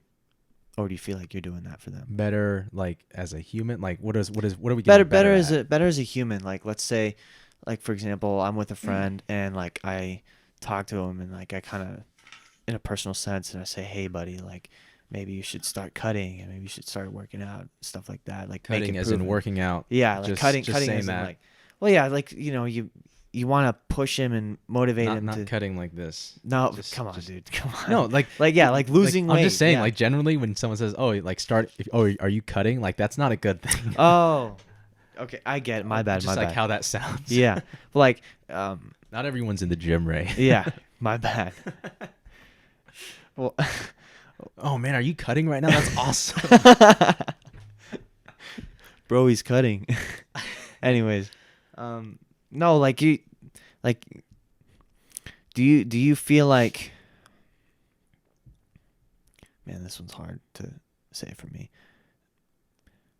Do you feel like you're pushing everyone to improve in their life? Or like, do you feel like when you're around them that you want to improve because they're like farther ahead or something like that? I don't think it has to be one or the other. Or do you feel like you're just in the same boat with them? I feel like if you're in one or the other, that's a negative thing. Okay. I think it needs to be both, right? Because like what you're talking about, producing and consuming, one is a production only and one's a consumption only, and you don't want to have only one of either, right? Yeah. Like if my friends aren't pushing me, then they're tearing me down, Yeah. and that's a bad thing, Mhm. right? But like that, because that would be the example where I'm the only one pushing them, and I don't Mhm. want that. I want them Mhm. to be pushing me too, Mhm. right? If everyone's pushing each other, then you get both, Mhm. right? Because they're pushing me, so they're bringing me up, but I'm Mhm. pushing them, so I'm bringing them up, right? But we're both pushing, right? If Yeah. that makes sense. Like in different areas of our lives. Yeah. Oh, wait. So a better question would be, which one feels like more than the other Hmm. in your group? I would say it depends on the group. Okay. So I went on Flatiron again Mhm. the second time in December. Those guys, I definitely feel like they're pushing me more than I'm pushing them because they're just studs. They're just epic people. Like probably in terms of like just the friend group in general, there's just three of us. Probably the hardest friend group I have, like straight up. Like these guys are awesome. Just absolute studs. And like for me to be the person pushing them the most would be very odd, and it'd be uncharacteristic of them Mhm. to like be having to need that from me. Okay. In a sense, like they're pushing me up just by being themselves. They're not like, I wouldn't say that they're coming to me like, hey man, let me help you with this. Yeah. It's very much, Just because of who they are and you're just yeah. around It's them. like if Yeah, I want that's to probably hang, something I'd want to like gear the question towards. like Yeah. if I want to hang out with them, I need to be at a certain level, right?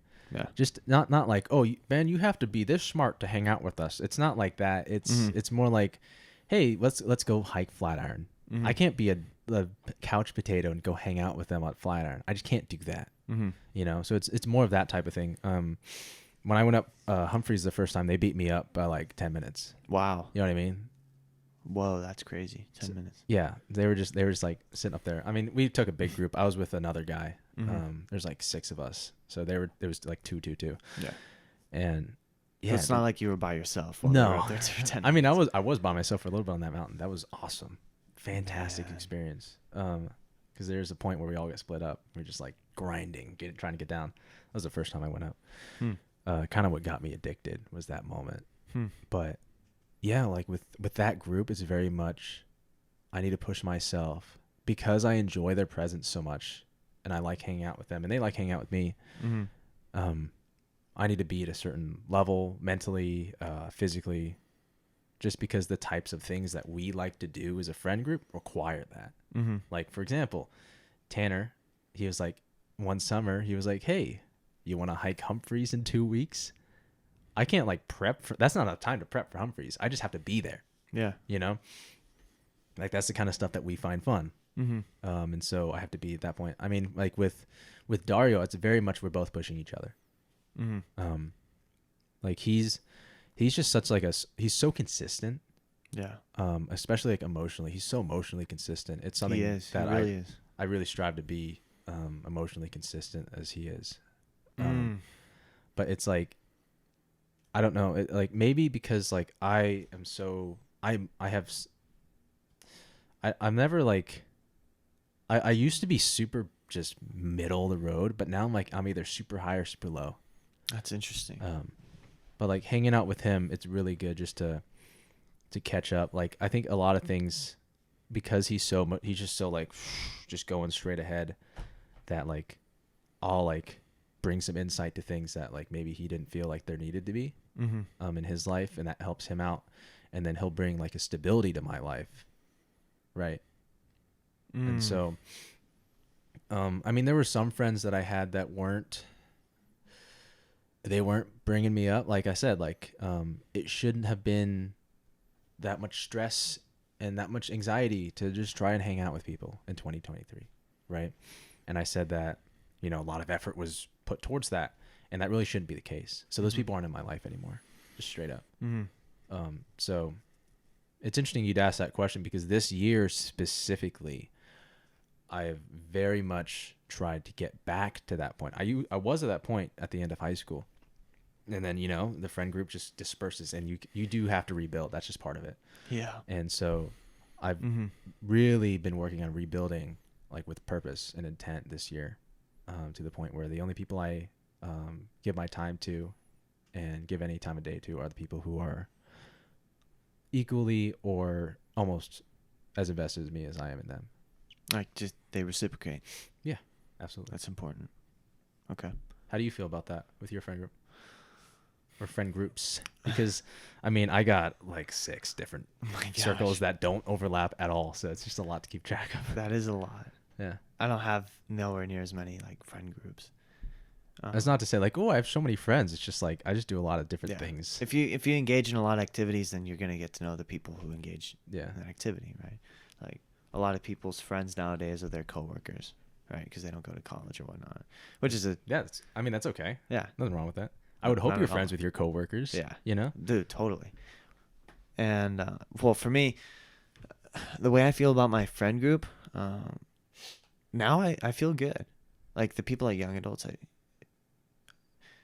I feel good about them. I remember you telling me that this year, like this past couple months, have been really Very productive. Very that. enjoyable. What Yeah. where do you think that's coming from? Because I haven't been there, so I haven't been able to observe that. It could be something about me that matured, like in my character and personality, perhaps where because I've matured in a certain way, I was able to gain more joy, Mm. from certain interactions. Like I used to have a hard time tolerating like silence, and now like that's something that I don't mind at all, because that's part of conversation is silence too. And Just not the greatest thing in a podcast. not in a podcast, but when you're just like talking to somebody, Yeah, dude, sitting with someone saying nothing is one of the best things. there's something about it. That's why I love hiking. You just all you hear is the of your feet on the ground. Yep. No one's saying anything. You're just there. Yeah. And I think there's been a couple people at Young Adults that have been particularly like, you just feel that they're like just real people, you feel that they're authentic, and somehow you're able to connect with them so well. Like one guy, his name's Daniel, and Daniel Snyder. Daniel Snyder is so cool. The bro. most consistent Instagrammer I know. Well, I don't know. his Every Instagram. Monday or every Sunday or Monday, he hits the same clip of it's like, it's a new week, baby. Like, Are you serious? He every uploads those? single week Oh on his story. my goodness. Every week, dude. It's a new week. Let's. I had no idea, Yeah, dude. man. That is so It's freaking awesome. cool. Daniel's such a cool guy too, man. Like Daniel's is Daniel. When you talk to him, he's Daniel. Never had a bad interaction with the guy. No. I mean, I don't know him too personally, No. but But sometimes he's a bit of a silent guy, and that's cool. And that's really cool. People are afraid to be silent now. exactly. Well, I that's what want to that's get what I was super saying. philosophical. People are so afraid of this one thing. No, Yeah. it's just, yeah. But I don't know. When I talk to him, when I'm around him, there's some sort of weird, fulfilling joy that I get from being around him. And same thing. There's another new guy. His name is Hunter, and I don't think you've met him because he's particularly new. But he's also like the same sort of concept where like he feels like he feels authentic. He just when I'm around him, I talk to him, like we just connect so well. Are you able to pinpoint what makes these guys authentic? It's hard to say really, because I'm going off feeling, and then I'd have to take the emotion and then try to break it down like Like a person, yeah, like a right, human, like the human experience. yeah, Yeah. like that's rather difficult to do, and I haven't done that lately. It's just I've just been enjoying it, and like Pablo too is really cool to hang out with, and same sort of thing with him. Like Pablo's Pablo, Hunter's Hunter, Daniel's Daniel, like these guys, right? And Without naming names, okay. what about the other people that you don't generally vibe with that much? What about them feels inauthentic? Without getting too specific. Because sometimes it's hard to say why you like a movie, but you can always tell someone why you hate a movie. Mm.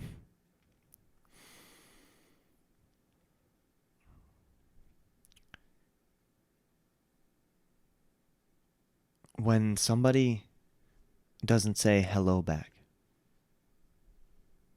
that's rather frustrating. How does that go? Hey, how's it going, man? And they just look at you, or Yeah. what? Or keep going, or barely acknowledge, Do they just give you a head nod? Does that bother you? or something like they just don't the Like if you said, the "Hey, what's up, Ben?" and I give you like a hand, like that that. like you're like Hail Hitler type. Like, No. yeah, like if I gave you that, would that be a bad thing? The concept like behind that is like not being reciprocal about it. Okay. Like just even like in like a small thing like hello, and then like you can blow it up. But when people just don't reciprocate back, like when you give something to somebody, right? Like you go out of your way to acknowledge that somebody's there, Mm-hmm. and that to acknowledge that that person's name, and then like they don't reciprocate it back. It's like, dang, like, okay, why? Fine, that's cool, but and I don't really talk to or hang around that particular set of people, because there's a couple people that tend to do that. I don't know if it's just me or if that's how the person is or whatnot, but that's just how it is. Are you at the point where that is okay? Because clearly it bothers you to some extent, which is fine. Yeah, That's also okay to be bothered by that.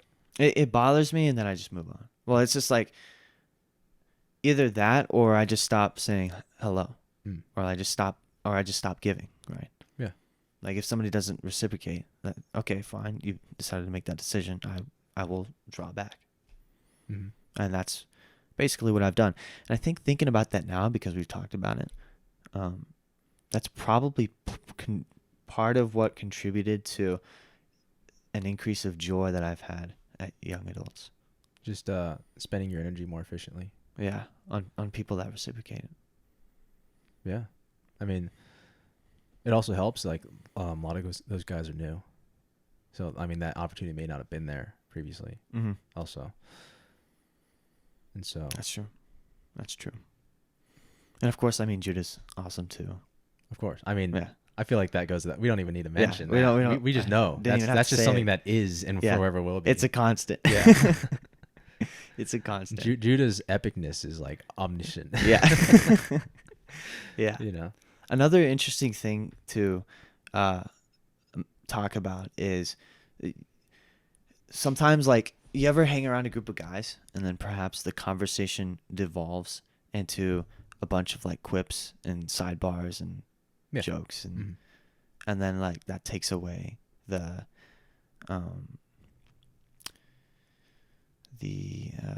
like the actual conversation. Like it just devolves into like a bunch of jokes and stuff, and people say things for the laugh. But you get what I'm saying? I know what you're saying. Takes away the word I was looking for was substance. It takes away the substance of the whole point of hanging out. Yeah, I understand when that happens. Yeah, like that happened recently, and then it's like I used to contribute to that, and now like I sort of sit back and Just watch. takes the wind out of your sails. Yeah, you're just like, oh. Yeah, now I just sit back and watch, and then I think I could have done a better job in sort of steering the conversation into a way that has more substance, Mm-hmm. But at that time, it was sort of hard to do, which I'll probably get better at over time. Like, I don't know. I want to say that I feel like I can say this because I'm this way too. But like, you're weird for wanting that deeper conversation. Weird as in like unordinary. Yeah. Well, I'm happy about that. You know what I mean? It's a good so, thing. like, not every conversation needs to be as meaningful. You know what I mean? Sometimes it's just the interaction that counts. Because for some people, it is quantity over quantity or quality. Mm-hmm. If they see you a lot, that's how they build that. Like you and I, we don't see each other very often, but when we do, it's very meaningful, right? Exactly. And that's what we need as people. And for them, that might not be what they need, and that's part of like social compatibility. It might be the opposite. You know, Mm-hmm. like I know a couple people from that group who were that way. Like it's very much if they see you a lot, they feel like they're building that. And I'm just not really friends with them anymore because I haven't seen them. Mm-hmm. You know, and there's some people that you don't need that with, and those are the people you're socially compatible with. Mm-hmm. You know what I mean? Like Tanner, for example, he lives in Illinois, right? I see him twice a Jeez. year, and we're still just as good of friends as we were in high school. You know That's what I mean? cool. I would say even better friends than we were in high school. Wow. It's like we don't need. I don't know. We just don't need that constantness of interaction. But some Mm-hmm. people, they need that. You know, like for example, like I know some of our friends are in long distance conversations, relationships. Mm-hmm. I could never do that. Hmm. I can't do that with not with someone who I'm that deeply invested in. I wouldn't be able to do that. Really? Yeah. That's interesting. And so that's just like another thing of social compatibility. Like for them, that works. It works very well for some of them. Mm-hmm. And, you know, for some people it doesn't. And, you know, maybe that's fixed. I know some people had like people move closer and that works. Now like it works a lot better than it did before in long distance. Mm-hmm.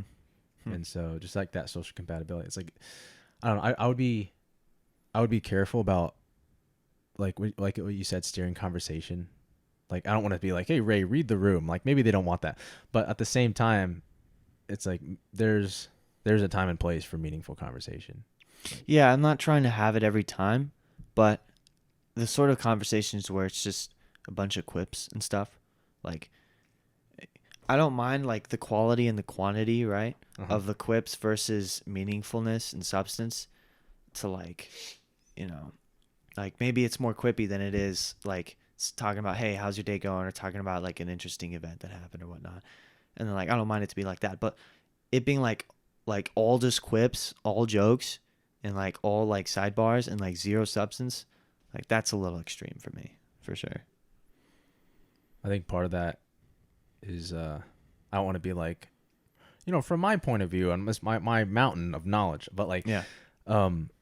Something that's helped me out with that because that still bothers me immensely. Mm. Yeah, I think you've seen me like do that a couple times. Like I literally say this like, "What are we doing here?"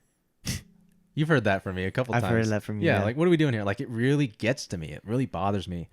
And something that that's something that I'm currently trying to work on is just being okay with that because I think a lot of that comes from just taking L's, just understanding how to take L's. Not everything has to be a win. Not every conversation has to be a winning conversation of jubilance. Yeah, Right. that's true. You know, like the having conversations that kind of suck in terms of meaningfulness and like what you perceive as meaningfulness, because for them, if they're laughing with their friends, that does so much for them. Mm-hmm. You know, for you, that might not do as much. For you, having these deep intellectual conversations is what helps you and your brain flourish with relationships. For them, it might be laughing and like sharing like high energy types of conversation like that. For them, that's huge. You know, for you, that might not be the case. And I particularly enjoy those two, for sure. It's just, would you say you enjoy that as much as No. deeper? Yeah, exactly. It's just a preference, and it's like taking. I just like I have to be okay with taking L's like that. Do you know what I mean? yeah, Like I'm Gotta not. be okay I with hate it. taking L's, right? Yeah. But like L's exist because W's exist, right? Like Exactly. there has to be both. There has to be both. Like yeah. there can't be a good conversation without a poor conversation. Because I would say that our first conversation, like out of the 3 Rays that are gonna be on this, Oh my this gosh, thing, like the 3 totally different guys that yeah, spoke that's into what the I'm mic. saying. Like the first conversation, I would honestly, if I'm being completely honest with you, is kind of Go. shit. It Yeah. kind of sucks. Yeah, It's really bad. We talked for- Garbage. It's like 3.5 hours of nothing. yeah. Oh, that was on Discord, wasn't it? Yeah. Oh my gosh. I mean, the audio's awful. But then the second one we forgot about did that. was with the same setup, but I didn't have video yet, and so it Yeah. was a different thing. I remember that. It was at my dad's office. Yeah, that's a really funny conversation, but it's not good. Yeah. You know what I mean? Like we like, you know, like what you're talking about with the friend group. It's like they might find that podcast hilarious and awesome, but I we, thought like, that one but, was bad, But honestly. we both think it sucks, Yeah. right? The same thing with the Daniel thing. Like everyone told me, oh, the Daniel one was so awesome. I was so funny. But like me and Daniel didn't talk about anything meaningful that for those 2 hours. It was just shits and giggles for 2 Yeah. hours. But you know, I think like what we're talking about, like the greater goal is to capture that person and their vibe and what they mean, right, to other people. And that's kind of what Daniel is to a lot of people. And so I think I did succeed in that. If having a meaningless conversation in terms of like, you know, obviously Daniel's not meaningless, but in terms Yeah. of content, a meaningless conversation with Daniel, if that contributes to the goal of capturing him and his essence, then I'll have a million meaningless conversations with him. Mm. You know what I mean? Because that's the Well, greater goal. meaningless to you, but I mean, No, to the not goal. meaningless to me in that sense. Like they're meaningful because of what they represent Yeah. in the greater meaning of things. That makes sense. The content may be meaningless. I mean, we talked about him making a fake song for like 20 minutes. Like the song doesn't exist, right? So by like objectively, it is a meaningless conversation because it's Yeah. about something that's not real. But it was meaningful because it was a conversation with Daniel, and that's something that he would do. That's totally characteristic Yeah. of him to pull something like that. The one I think I talked to him one time in my entire life, and it was like I think it was after a film fest, and like he was at a table by himself, and I was there for some reason, and I like talked to him, and then he's like, "Hey, we should like race, we should like do a street race." Like I've done it before. We should do a street race, and I was like, "Dude, I have a truck, man. Like you're gonna kill me in a street race." It was something like that. It was like so That's off so the cuff. Daniel. Like It was off the cuff, and it just was like just sitting like, at a table, just like random. Yo, we should race right now. Like, yeah. I was like, whoa, okay. Like and then I don't think I've talked to him ever again after that, because like it seemed like after that, when I was still going, it's like he disappeared. yeah, Like he was gone. we both disappeared. Yeah, interesting.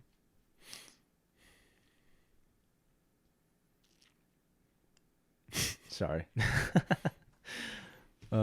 Anyway, I'll definitely cut that. There's a lot of things I'm going to cut in this podcast. Really? What are Yeah. you gonna cut? Just like questions that didn't work out. I don't want that doesn't need to be in there. Questions that didn't work out. There was a question that didn't work out in here. I thought most of this because I said podcast- pass.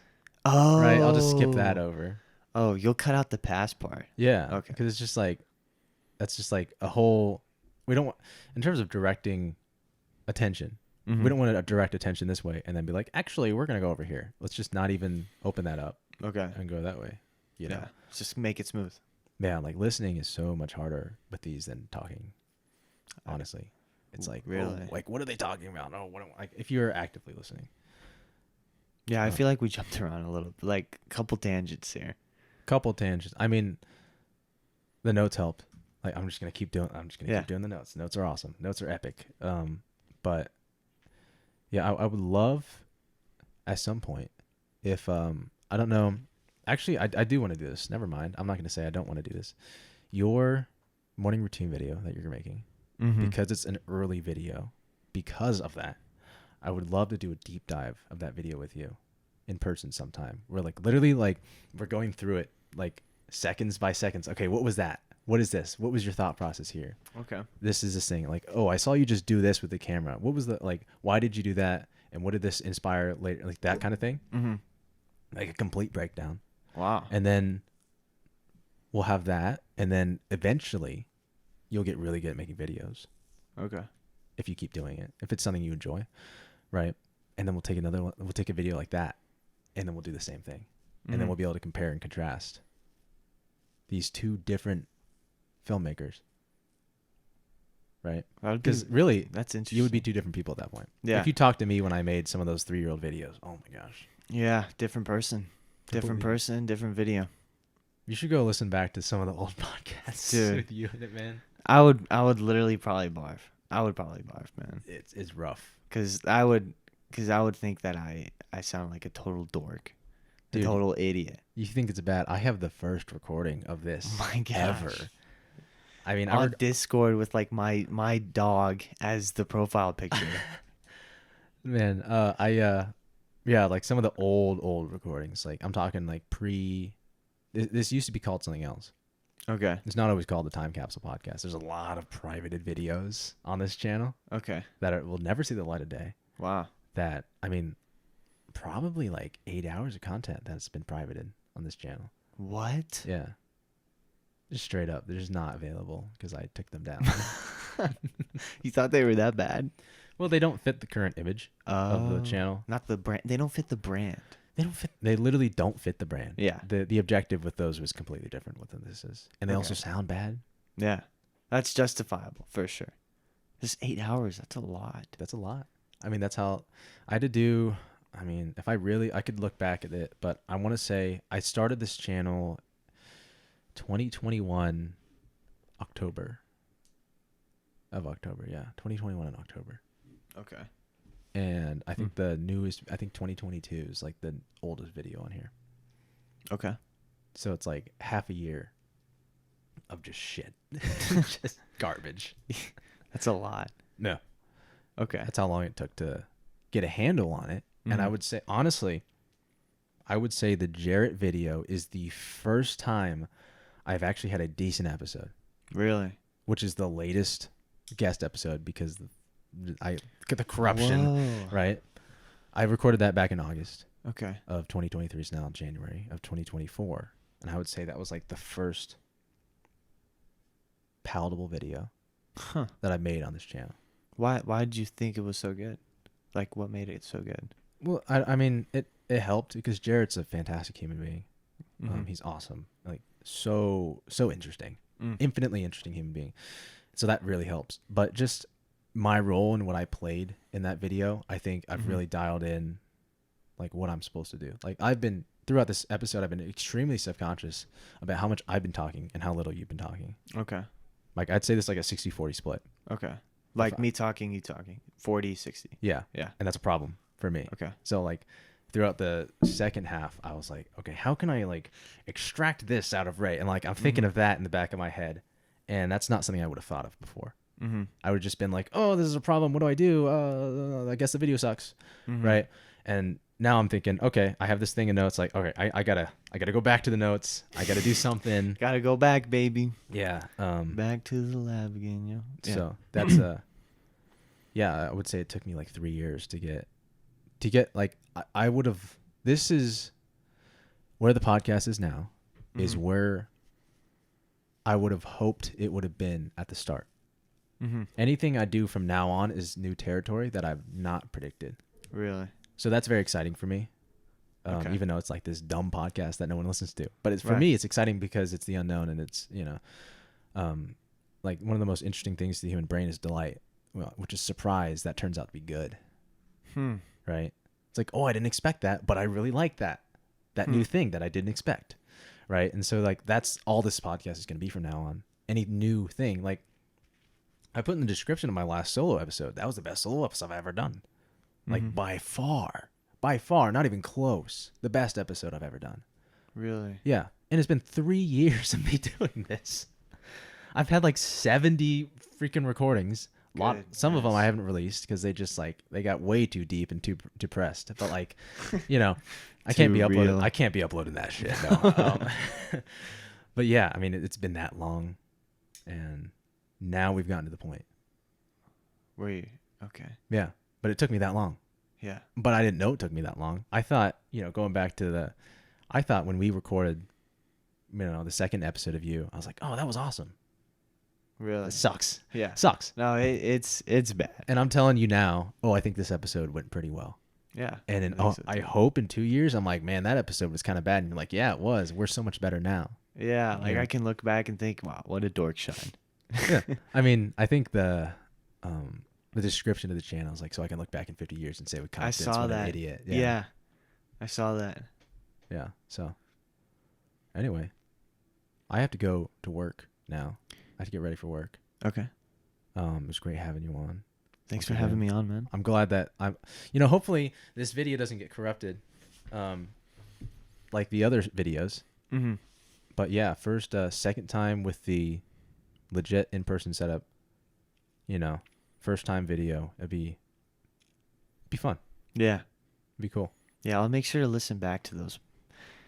Which one would you think I should listen to first? The Discord one, which was a long time ago, or the one where we were at my dad's office? I think you could listen to either of them. You could just choose, and you get the same reaction. From The both. same. Like it won't be like one won't be more extreme than the other. It's just like I think they'll both be more extreme, but they'll both be equally as unnerving and disturbing to you. Okay. It's just coming from experience. Like, Yeah. I'll listen to an older one of me. And I'm like, oh, that fucking sucks. And then I'll listen to like a really old one. I'm like, oh, that sucks even more. But I get the same disgust from both of them. Yeah. And so if you're looking for that disgust factor, then it doesn't matter which one. It you doesn't pick. matter. Yeah. Okay, good. I mean, unless you're a narc, A narc? narcissist, Oh. and then you'll love it. So. Okay, well, sounds good. Yeah, I mean, there has to be some level of narcissism in an artist if you have to Yeah. critique your own work. No one wants to watch their own stuff. Yeah. You have to watch it. So you're kind of forced to be a narcissist to Yeah. some extent. But That's not a problem for me. I love hearing my own voice. Dude, mic monitoring, which is like how you can hear yourself while you talk. Uh-huh. That's what that is. That has really man, like if you didn't like your own voice, you're going to like it at the end of this, because if you don't, you're going to stop doing it. Wow. Okay. You're kind of force your brain to like pick up on your own voice and like what you like about it. Mm-hmm. Like my microphone voice is different than my normal voice. Mm-hmm. Like if I do my speaking voice in the microphone right now, like so this is like my speaking voice, Mm-hmm. right? If I were to talk like out loud, like this is what it talks like. But if I were to do my microphone voice, I'm going to tilt it back to the end of my throat and take out the nasal contact. So now it sounds like this. Sounds more clear. It's way more clear and concise, Mhm. but it's also, I can't do that at a loud level. Mm. This is about as loud as I can go with Yeah. the articulation. But if I'm like, up here with all right, here's my like projecting voice. It's like up here. I can go way louder with this voice than I can with like the voice back here. No. So I don't know. Okay. It's kind of like Mic stuff. kind of like looking in the mirror too much, you know?